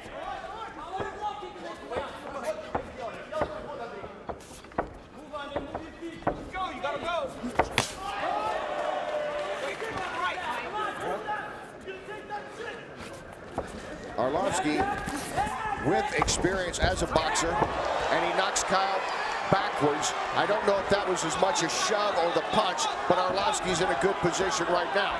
He's good. He had a background in Sambo, but then again, Kyle is training with Cormier, Velasquez, all these guys who are all great wrestlers. Kyle came right back up. Kyle's corner saying, don't wait. Under a minute to go in round one. Very entertaining start to this between the heavyweights. It's almost like Kyle is inviting him to hit him in the head so he can counter. You see his defense is low. Nice liver shot there, short from Kyle.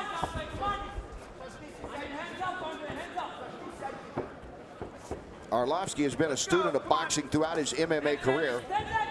Even actually had one pro fight as a boxer, which he won, and trained, of course, under the great Freddie Roach, our NBC colleague on boxing, when he was getting ready to fight Fedor Emelianenko a few years back.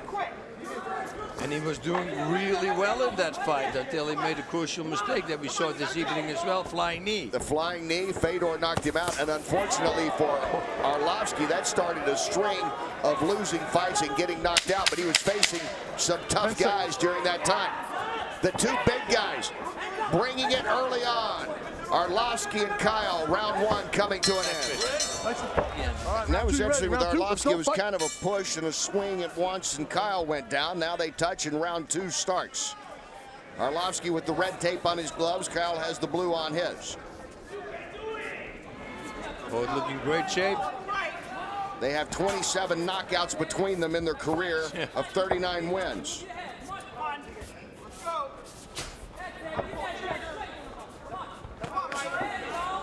This is smart. Arlovsky starts looking for the body.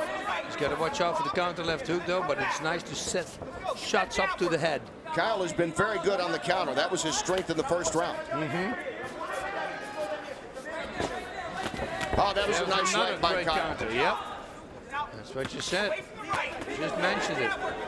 But he's got to watch out because now Arlovsky's countering the counter.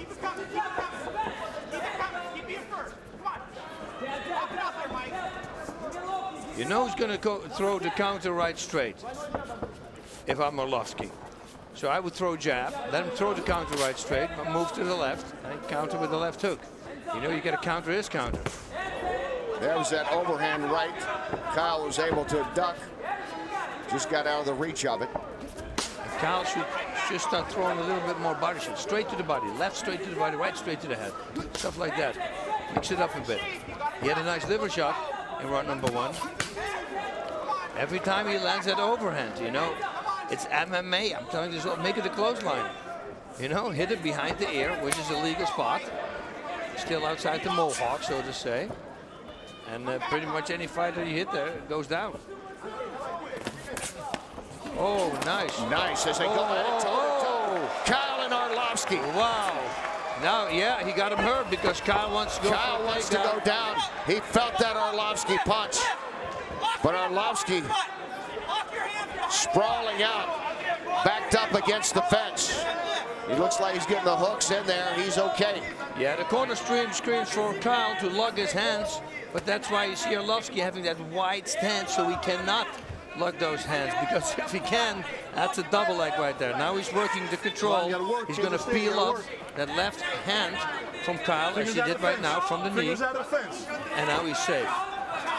But if I was Arlovsky, I would move out now. Skip my hips out to the left, or wait for the referee. Great call by Dan Mergliotta to get him back into action. Back into the middle. Nothing was happening along the fence. Kyle's corner continuing to tell him, you perhaps can hear him. They're sitting just to our left here at the broadcast booth. Be first, be first. Although his counter's been very good. You know what? It's constantly that right hand I'm talking about from Arlovsky that he lands. You know, the left hand from Kyle is just too low after he punches. Here it's okay because he's out of shooting range. As soon as Arlovsky attacks, he throws him up, he counters, and at the moment he counters, he drops his hands, his defense. And that's, again, there, you see?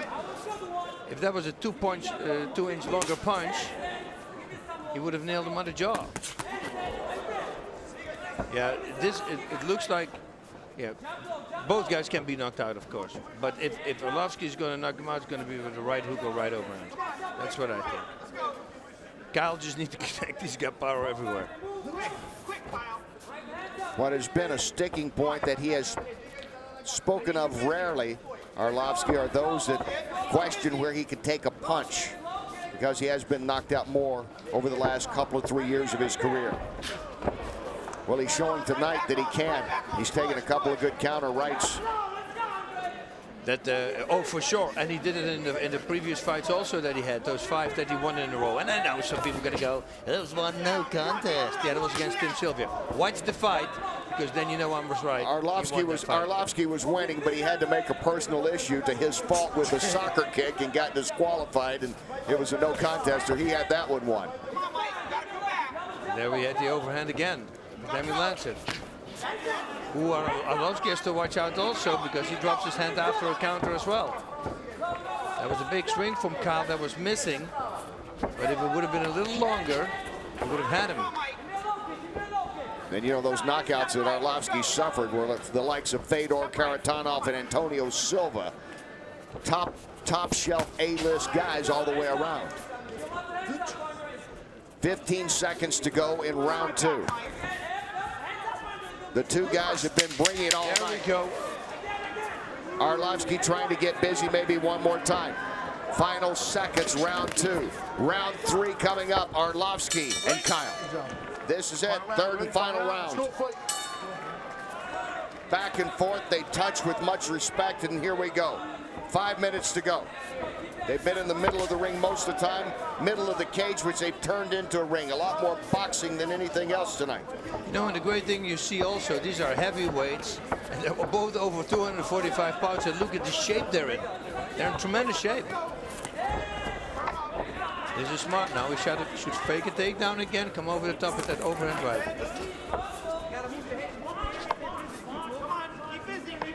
And Paul can do the same thing. Arlovsky doubling up on the jab. It was a close fist. Keep fighting. He's got to keep fighting. He heard Dan Mergliotta tell him. Looks like, again, he got an inadvertent poke in the eye. Did Arlovsky. But you have to keep going on. Mergliotta's right. Can't stop the fight for that.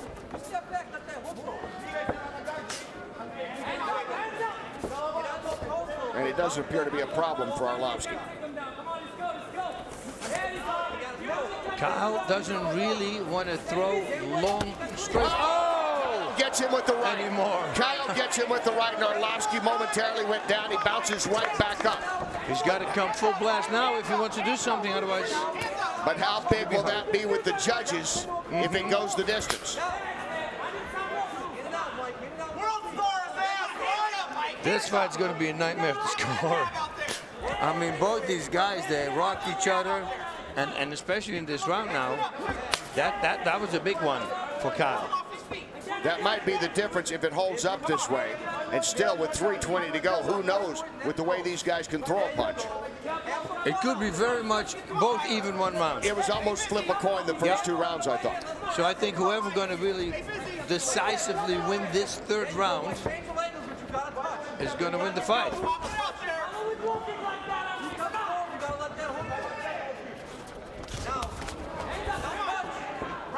You saw Arlovsky doing that back kick to the body. He should do that again, and then right away do a back fist. Make him think it's a kick to the body. Bring his hands down. Arlovsky comes back with the right. Whoa. Kyle was there with the counter again. That's been Kyle's strength tonight, except for that one punch a few moments ago. Arlovsky looks like some swelling around the left eye as he flicks out another kick.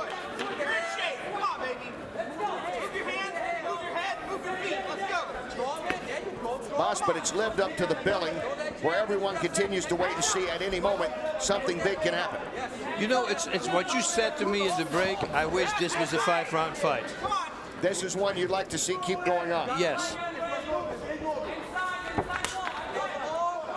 Because they don't seem to slow down at all. They're full of stamina.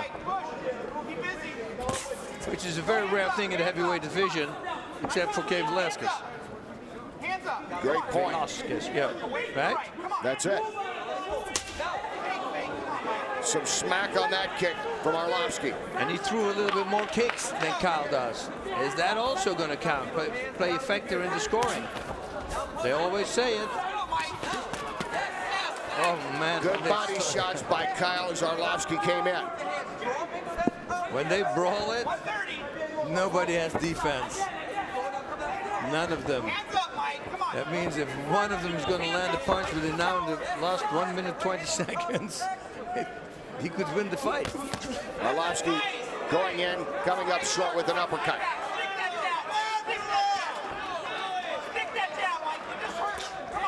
Arlovsky using kicks more in this round.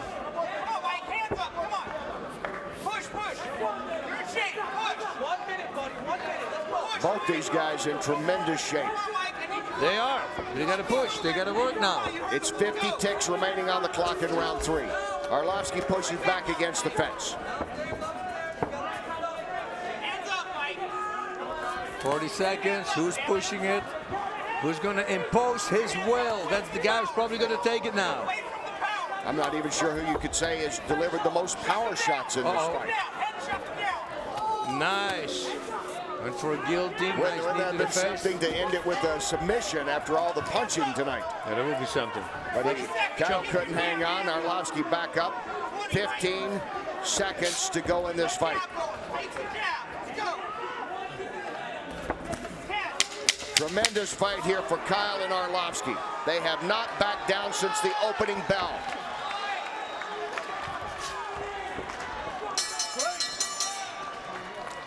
Ladies and gentlemen, your main event goes all 3 rounds. The judges have scored it 29-28 for your winner by unanimous decision, Andre the Pitbull Arlovsky.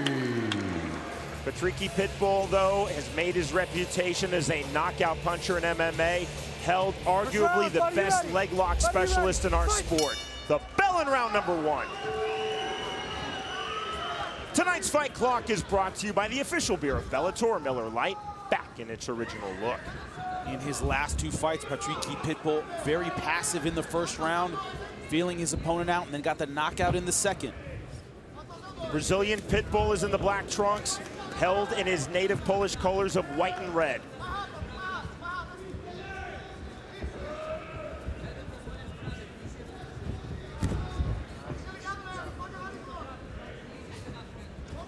He told me, he said, I used to throw everything I had in the first round and then try to survive rounds 2 and 3. He's worked really hard on pacing himself. Rolling immediately for the leg lock. Butterfly guard from Pitbull. I was wondering if he would still go for his unorthodox attacks against a black belt, and he is. Held has no illusions of grandeur about his striking. He said, I just can't be dominated on the feet. I've got to work this to the ground. Right now, in top position. Pitbull has to be careful here. Held loves sitting back for the foot lock, toe hold. He can't go for a sweep and leave his legs behind. Nice guard pass, but good reversal by Pitbull. John Taffer and Adam Carolla are rescuing Sunday nights with all new episodes of Bar Rescue at 9 p.m. Eastern Time and Catch a Contractor at 10 p.m. Eastern. A new season, October 5th, right here on Spike. Oh, nice knee. Bull coming forward, hands high. Good timing on that, couldn't see where it landed.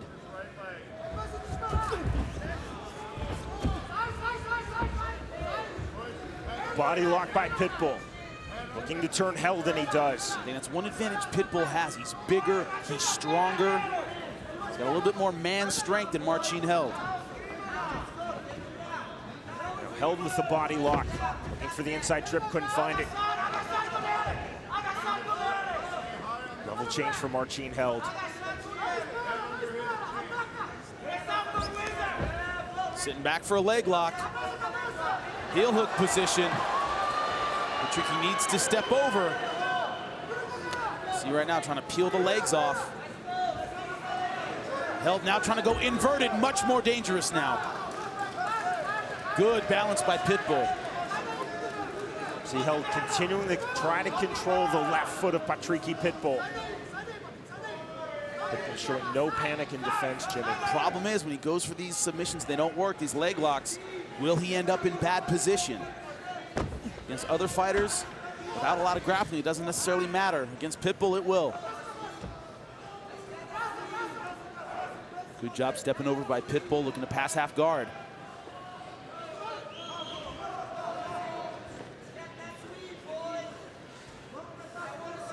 This position you see a lot in Jiu-Jitsu. You don't see it very much in MMA. He's got to pull that right leg out. He has to watch his posture and balance. Held still in a good position to sweep. Trying to isolate and go omoplata on the left shoulder of Pitbull. Look for him to pull that shin over his head. See Held trying to posture with short elbows. There's also a triangle from here if you can get that left leg over the arm, so Pitbull has to be careful on both sides. Pitbull's left arm caught in. Right now, Pitbull happy to stall. Just stay out of danger here. When there's doubt, there is no doubt. If you think it's not working out in your favor, you got to hold on, not do anything stupid, and give up that submission. Held is too technical. Can't be in a risky position and take another risk on top of it. So close guard from Marcin Held now, hooking his own leg to put pressure on the shoulder.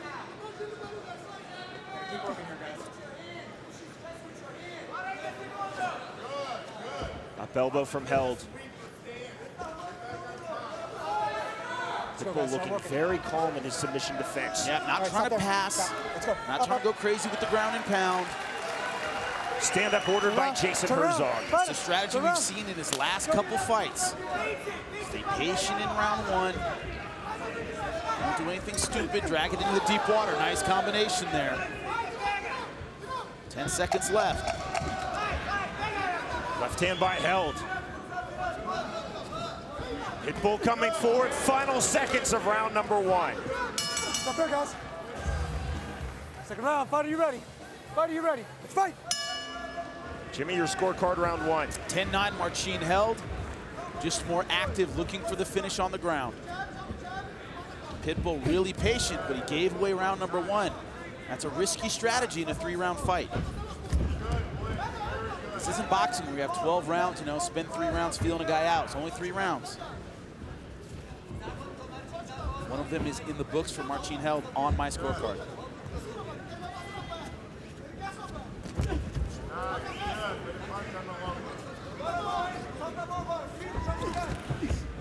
There's the shot.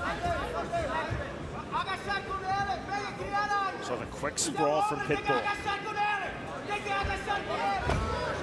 Nicely done on the takedown by Held. That was something I was wondering about before this fight, is will Marcin Held have the physical strength to get a traditional takedown on Patricky Pitbull, a double leg, and he just got it. Just answered that question. I knew he'd go for the tricky ones, pulling half guard for sweeps, stuff like that, but the in-your-face takedown, he managed to get it. Smart move, softening him up a little bit. Elbows and forearms from Held. Pitbull with butterfly guard. Still to come tonight, our main event of the evening for Bellator's middleweight world title. Undefeated Brandon Halsey versus the champion Alexander Shlemenko. Beautiful job stepping over in half guard. Patricky able to replace. He's about to pass. And he does, got right over that leg. Held in the side control. Showing his fluidity with his top game is Marcin Held. Going for the Kimura. This is how Lloyd Woodard got him. See that Held has figure forward his wrists. You can finish it in half guard. It is difficult, but it can be done. Pitbull yanking his left arm free.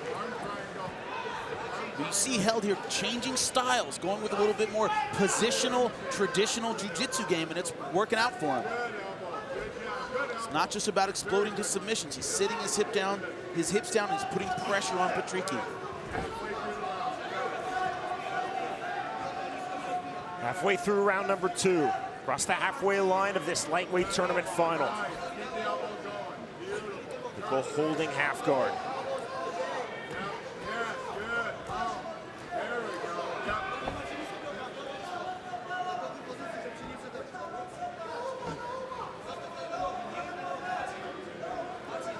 Comparing their 2 ground games, Pitbull said, I respect Marcin Held's submissions, his leg locks, I've been training to defend.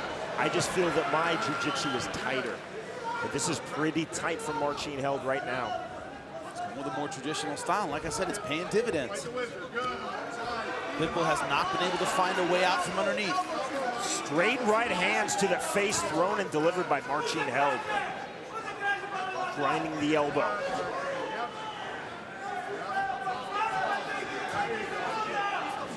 The problem is Patricky wants to explode, but he doesn't want to leave something behind, expose his neck, and give up a submission to Marcin Held. It's making him gun-shy in this position. It's making him passive, and Marcin Held landing his ground and pound, putting this round away.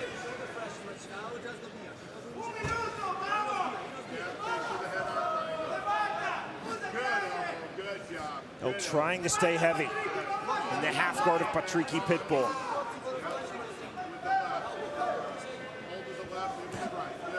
Held shows such maturity for 22 years old. And this is his 23rd pro MMA fight. It's in the mat time, it's in the cage time. He's had plenty of that. Skill is measured in hours, not years. Big shots from Held. And Pitbull's got to do something. This passive approach, he's letting rounds slip away. Only 30 seconds left. He's getting dominated in this second round. Pitbull cut above his right eye. Held throwing those elbows and forearms. Now opening up from half guard. 10 seconds remaining, round number 2. More elbows and forearms from the top from Marcin Held. There's the bell. Between rounds, Patricio Pitbull, Patricky Pitbull's younger brother, Bellator's reigning featherweight world champion, shouting instructions, shaking out the arms, trying to motivate his older brother. Jimmy, your scorecard through 2 rounds, 10 minutes. 2 rounds to none for Marcin Held, both 10-9. Pitbull has to get something done in this round 3. World title shot to the winner. Held gets the takedown. Butterfly guard for Patricky Pitbull, now closed guard.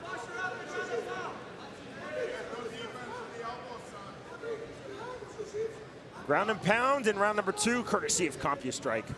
Not even close, 22-2. Marcin Held has decided, if I can't submit you, I'm just going to beat you up.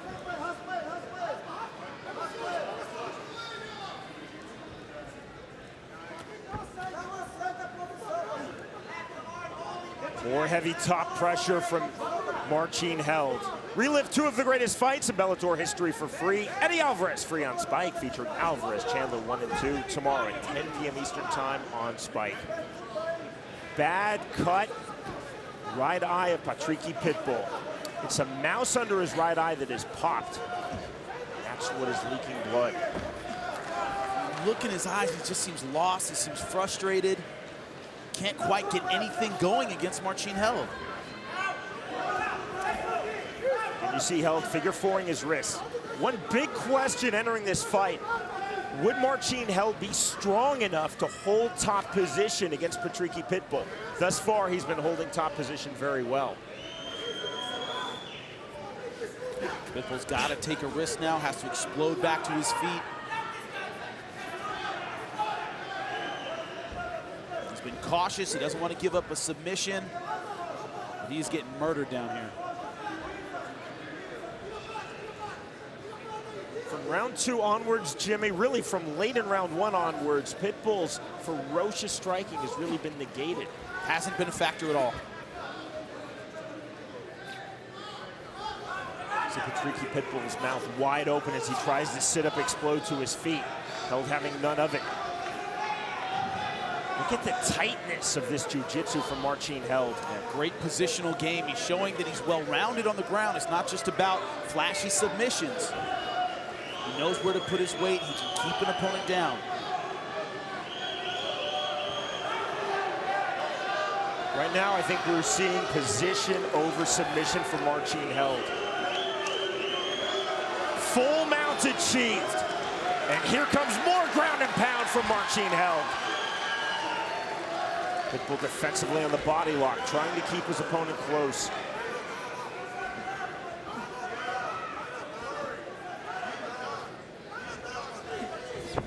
Cage walk, there's the explosion from Pitbull to his feet. Nicely done. Now Held not giving him any space, still committed to the takedown.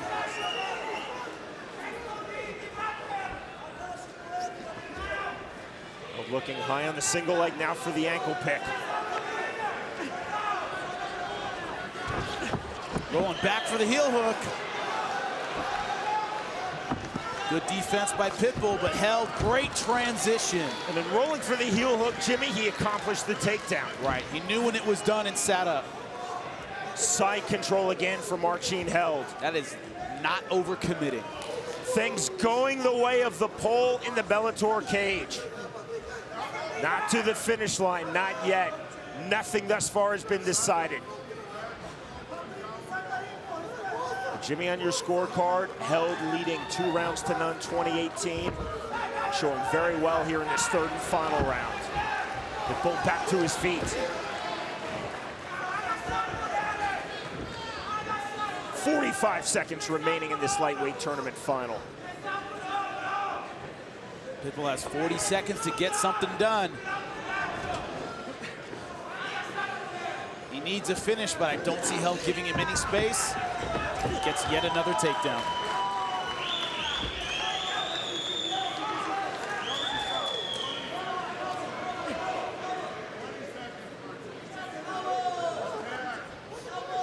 Held driving legally through with his head. Showing the tightness of his top game.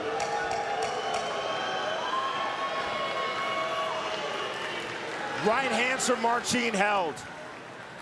Feeling very, very good about this performance. And will it be enough? Held reacting as though he has won this final. Ladies and gentlemen, having gone the distance, we'll go to your judges' scorecards. Your first judge, Gonzalo Valenzuela, scores the fight 29-28. Judge Tom Gebauer scores the fight 30-27.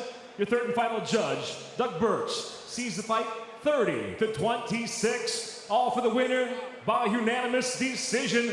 Now a lightweight tournament winner, Marcin Held. A big smile from Marcin Held. Good job. Let's go to Jimmy, who's in the cage. I'm here with your winner and lightweight tournament champion, Marcin Held. You've come close before, but to finally win that tournament and earn the title shot, what does that mean to you? Yeah, last time I was really close. I was also in the final, but I lost. Now I did a really good camp in my gym in Poland and also in Rufus Sports with Duke Rufus and Daniel Wanderlei. So it was really great fight. It was everything like in the plan. I knew that he will have good defense by leg lock, so I tried to win in other way, and it was work. Congratulations, my man, on earning your title shot. Let's get up for the lightweight tournament champion, Marcin Held.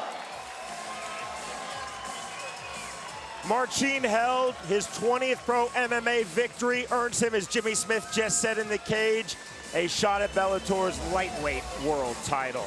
Our tale of the tape. You see nothing highlighted. Age, height, weight, reach, all relatively the same. No physical differences really between these guys. It's going to be the intangibles that decide this fight. You ready? That is what it's at stake. Bellator's lightweight world title, round number 1.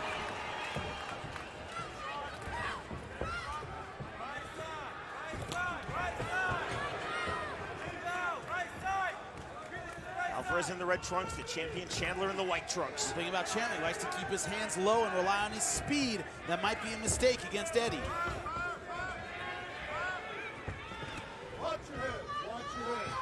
Side-to-side movement from Alvarez. Swing and a miss, then the slip by Chandler. Alvarez didn't pounce. That's the one thing that's always impressed me about Eddie is his footwork. Not a lot of guys in MMA have that boxing angling footwork. Eddie Alvarez does. Right hand lands from Alvarez. So Chandler trying to establish the jab.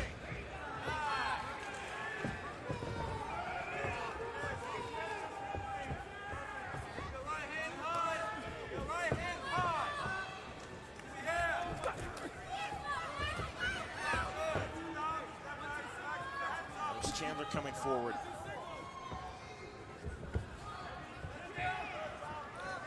one advice I would have given Eddie Alvarez in that first round if I were his coach is move, move, move.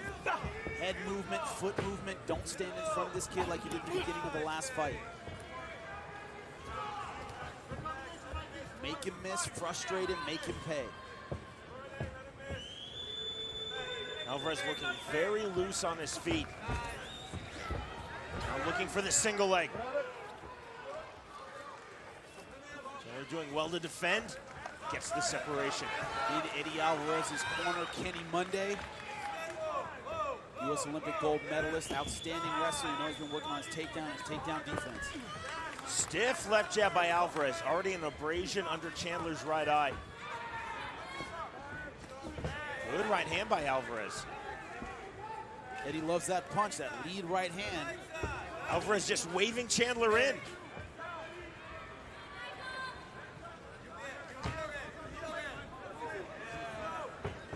Chandler yet to find the striking timing. You tell what Eddie wants to do, frustrate the kid. Angle, move, make him miss, make him frustrated. He may be naturally faster, he may have picked up a lot of boxing, but Eddie Alvarez just more experienced. Good right hand by Chandler.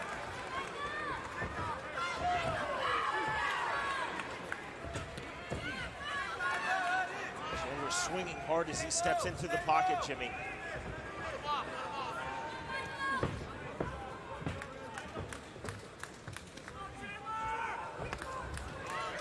Above the waistline from Chandler, now walking forward. Counter left from Alvarez.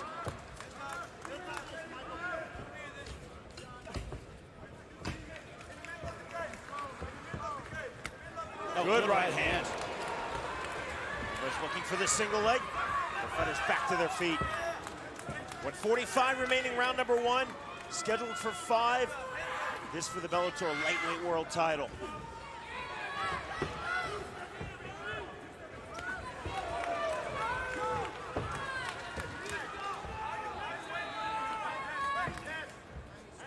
One thing Eddie's gonna have to do is counter-strike effectively. Catch Alvarez when he misses. When he makes mistakes, make him pay, make him back off. Because right now, he's certainly the aggressor in this fight. Isn't landing effectively yet, but he's certainly pushing the pace. Good strategy against somebody like that is land some good counter-strikes, make him respect you. Chandler missing badly with that lead left hook. He comes forward. Alvarez, a lot of lateral movement, Jimmy. Nice jab. Kick caught. Chandler pounces. Has to get one hook in. Big takedown.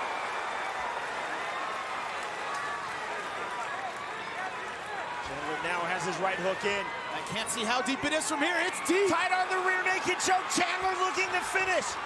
28 seconds to go. Can he find it in this time? No. Great submission defense from Alvarez as he powers out.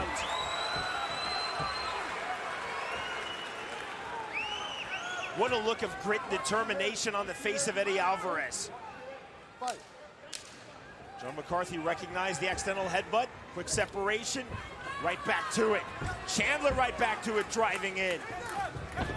Slip by Chandler. Here comes round 2. Jimmy, your scorecard round 1. Very close first round. I went 10-9 Chandler. Eddie was landing good, effective counter strikes at the beginning of the round. Then he was still angling toward the end of the round, but Michael Chandler started taking over. You saw the takedown at the end. Very close, but 10-9 Chandler on my scorecard. Oh, good right hand, then the left. Counter right back from Alvarez. Misses badly. Bounce in the step of the champion, Michael Chandler. Chandler's worked so much, not just on his footwork, but on his head movement and his stand-up. Bring the C punches better, slip punches better.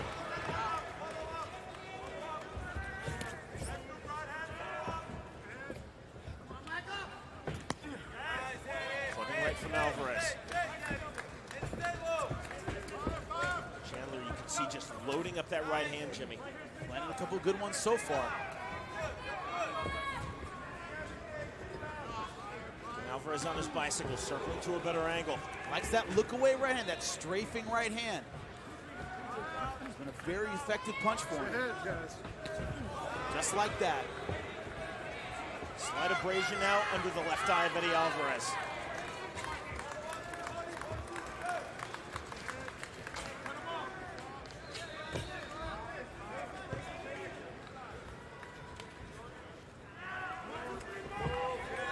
Just trying to establish his jab. Good left hand, almost a look away.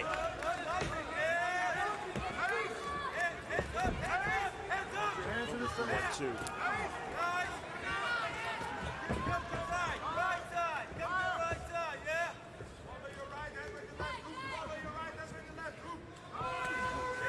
Nice jabbing. What will it do to the energy level of Eddie Alvarez? He has been circling non-stop since the beginning of this fight. Costs a lot of energy angling that much. It's an effective strategy. Move, move, move, but it also takes a lot of gas.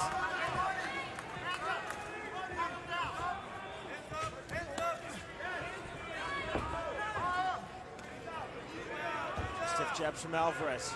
See, Chandler, though, Jimmy, is he's walking and really trying to showcase that head movement. To the body. Looking for the takedown, and he gets it.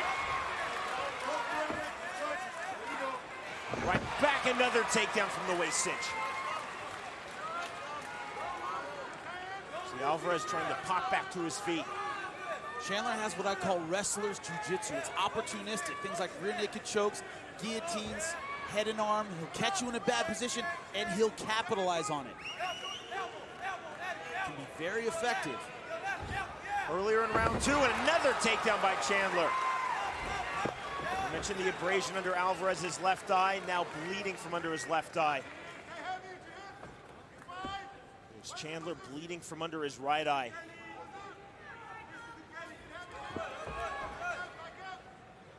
Chandler trying to stay tight. Downward elbow strikes from Alvarez. See the blood on the thigh now of Eddie Alvarez. It's from under Chandler's right eye. Significant bleeding and significant swelling, Jimmy.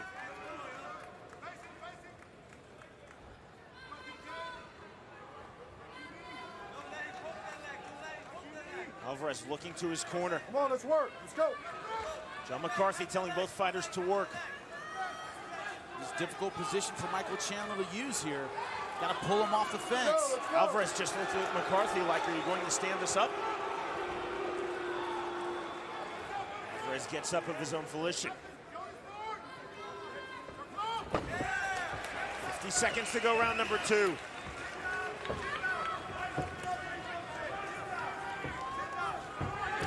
Oh, nice combination.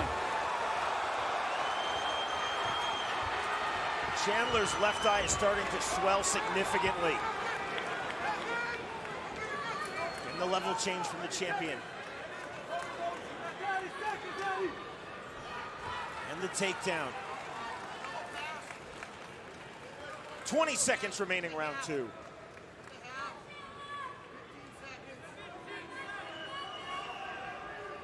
Open guard from Eddie Alvarez. Right hand from Chandler, posturing on his knees, close guard from Alvarez. 10 minutes in the books. Bellator's reigning lightweight world champion, Michael Chandler. Round number three of this rematch. Jimmy, what do you think thus far? 10-9 Chandler in round number two. I thought Chandler landed better strikes. Other than that, oh, nice kick. In the right hand. An uppercut combination Eddie Alvarez threw is his best combo of the fight. I thought Chandler's activity and takedowns won him that second round. Very close, though.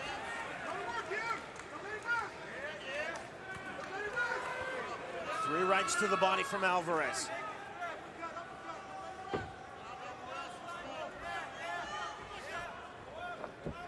The question's gonna be, what's gonna happen if that eye swells shut?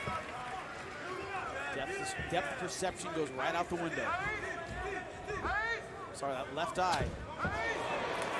There's swelling under the right eye, but the really bad swelling's under the left. Really swelling shut.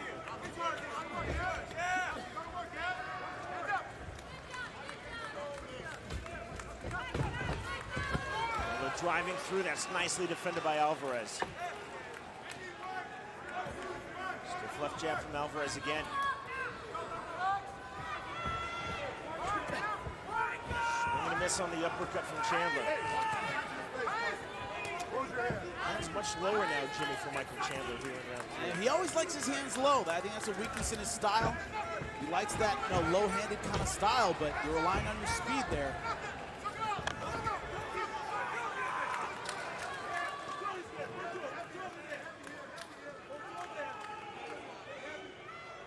Eddie Alvarez, of course, having a year off from MMA. He talked to us about it and says, I'm better because of that year off. I healed up in that year off. I got my head straight and my life straight in that 1 year.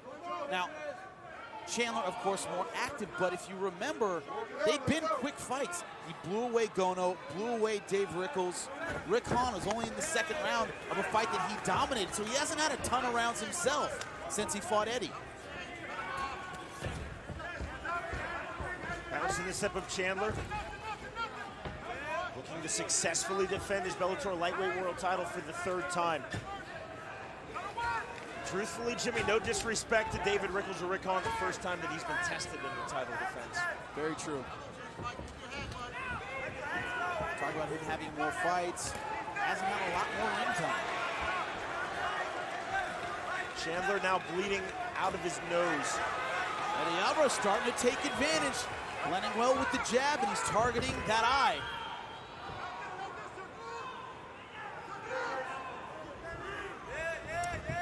Chandler driving through, and again you see Alvarez. He's following through and getting the separation that he wants. Problem is that each one of those takedowns he doesn't get costs him a lot of energy. Alvarez, you see, just trying to kick out the leg. Chandler being very patient. And Chandler looking very tired. 1-2 to answer, though, from Chandler. Everybody down at Alliance has told me nobody trains like Michael Chandler. The guy's a madman in the gym. That's why I gave him the check mark, thinking he had the better gas tank. He looks very tired right now. Spinning back fist from Alvarez. Uppercut to counter from Chandler. The bloody nose could be affecting his ability to breathe. His mouth very wide open. And that left eye of Chandler looking like a bit of a disaster. Swollen and bleeding badly under the left eye. Also cut in his left lid. Second attempt for a rear naked choke. One hook in for Michael Chandler.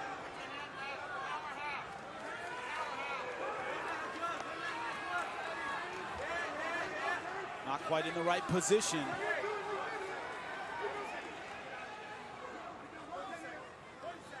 And that eye is a mess.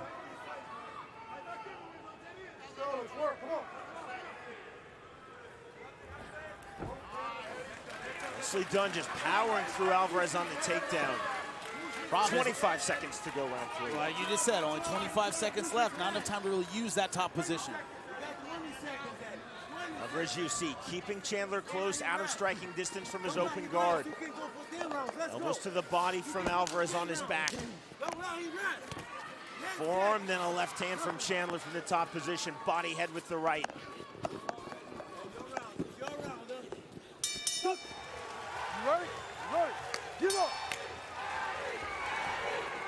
Round number 4 starts with a chant of Eddie. Here at the Long Beach Arena.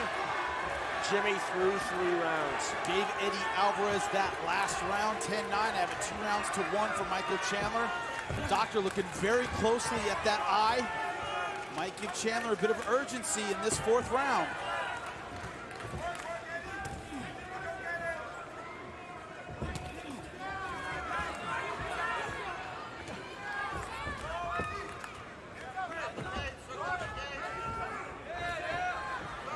Trying to walk down Chandler, who's on his bicycle.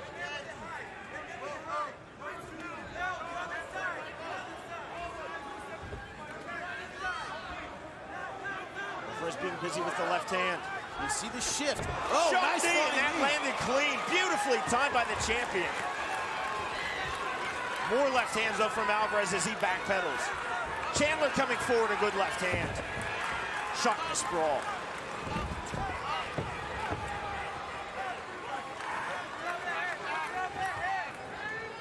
Not much between these two fighters in the Bellator cage tonight. Rose guard now from Alvarez.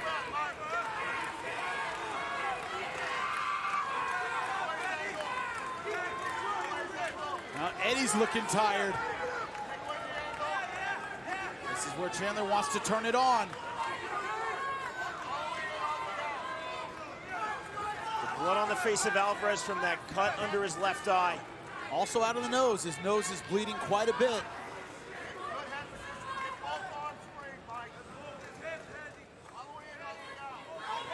Open guard from the former champion, Eddie Alvarez. The reigning champion, Michael Chandler, trying to go to work with his ground and pound. Big right hands. See Alvarez raise up with the chest hold, bringing him in close. Eddie needs to get some distance, get back to his feet.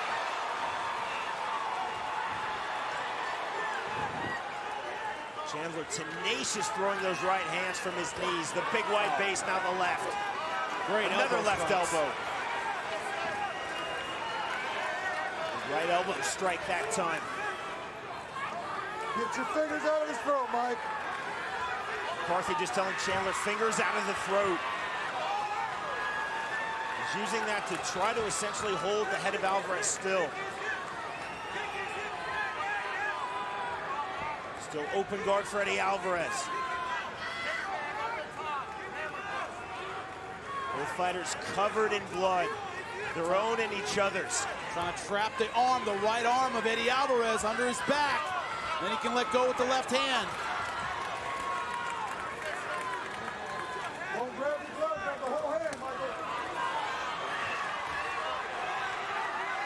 Alvarez trying to shrimp and also trying to punch from his back.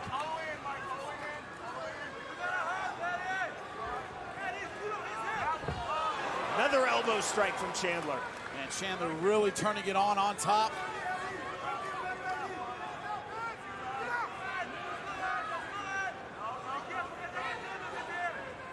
That's why they call these championship rounds. These are two of the top lightweights in the world. Chandler looking to suck in the wrist and the arm of Alvarez. This is with that right hand. Landing with those right hands.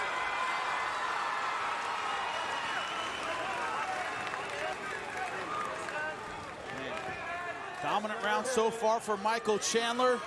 It's how much does Eddie Alvarez have left? That's the question. And Jimmy Alvarez, time and time again, trying to throw from flat on his back. Not looking for sweeps, just shrimping and trying to punch. Problem is, punches from the bottom are never as effective as punches from the top. He's got to use those strikes to set up something, be it a submission, a sweep, some space for an escape. Just elbows from the bottom, strikes from the bottom aren't going to do it. Twice in sequence, McCarthy warning Alvarez, Go, grabbing Mike, the you want to stay there? fence. Let's improve. Let's go. Let's go.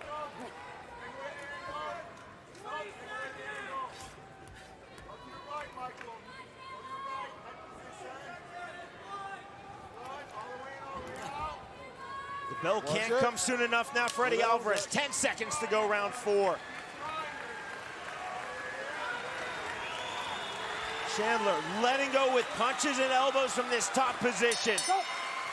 It did not get out of the 4th round. Chandler submitting Eddie Alvarez. Here in the rematch, we have reached the 5th round. Jimmy, how do you see it thus far? So far, I have it 3 rounds to 1 for Michael Chandler. I only gave Eddie round number 3.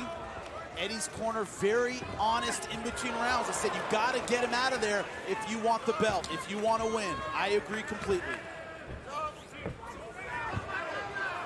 Look, backing himself up. Shooting good sprawl from Alvarez on the double leg attempt and 2 left hands. Jump knee again from Chandler. Chandler's hands way down. Eddie needs to take advantage of those hands being down if he wants to take this fight. Oh, nice uppercut. Takedown for Chandler. Set up in sequence from the uppercut. Now looking to take the back of Eddie Alvarez. They are right in front of us. That is all crank. Pure power on the jaw and the neck. He's got to get underneath the chin to finish. Chandler going hard on the crank. Man, a crank takes a lot of energy. Does he have the gas to finish that? Needs to get underneath the chin to get the choke.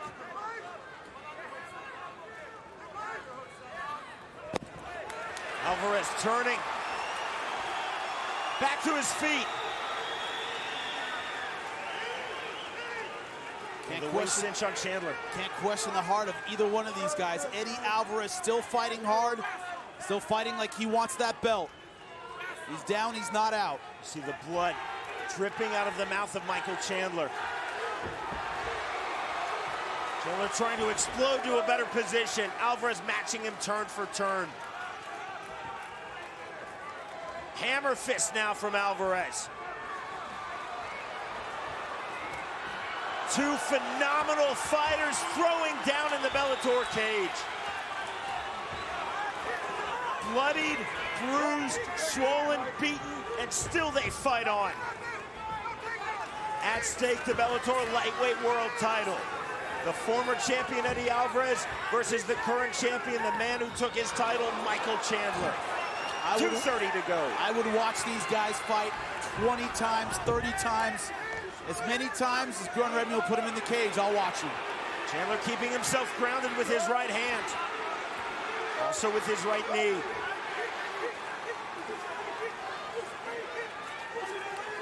Left from Alvarez.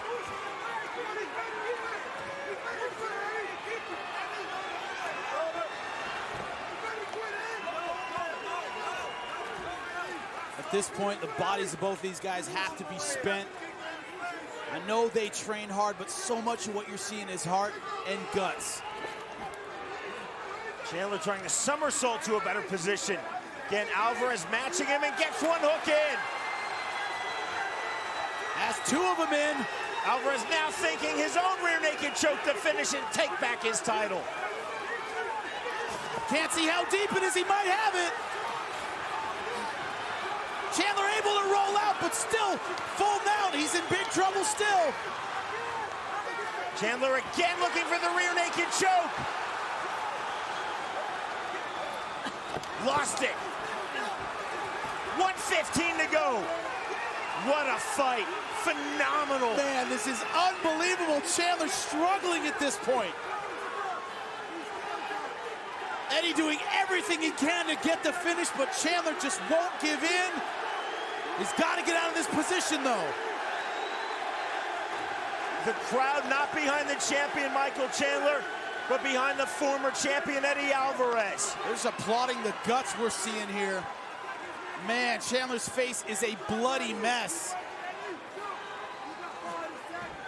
But he is still fighting and ends up on top. Also covered in blood, and now he's on his back and in the open guard.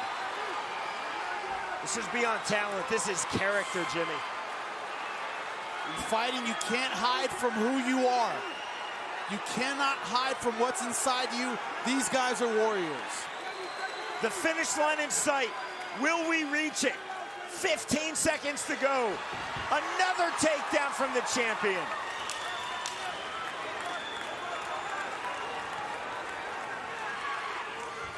Man, another fight I feel privileged to see, Sean. Privileged to call.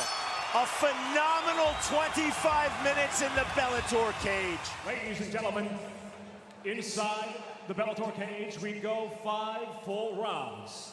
So we now go to your judges' scorecards. Your first judge, cage side Mike Beltran, sees the fight 48-47.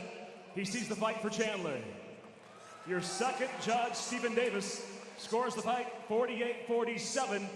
He sees the fight for Alvarez. Your third and final judge, Derek Cleary, scores the fight 48-47 for the winner by split decision for the new and now two-time Bellator lightweight world champion, Eddie Alvarez.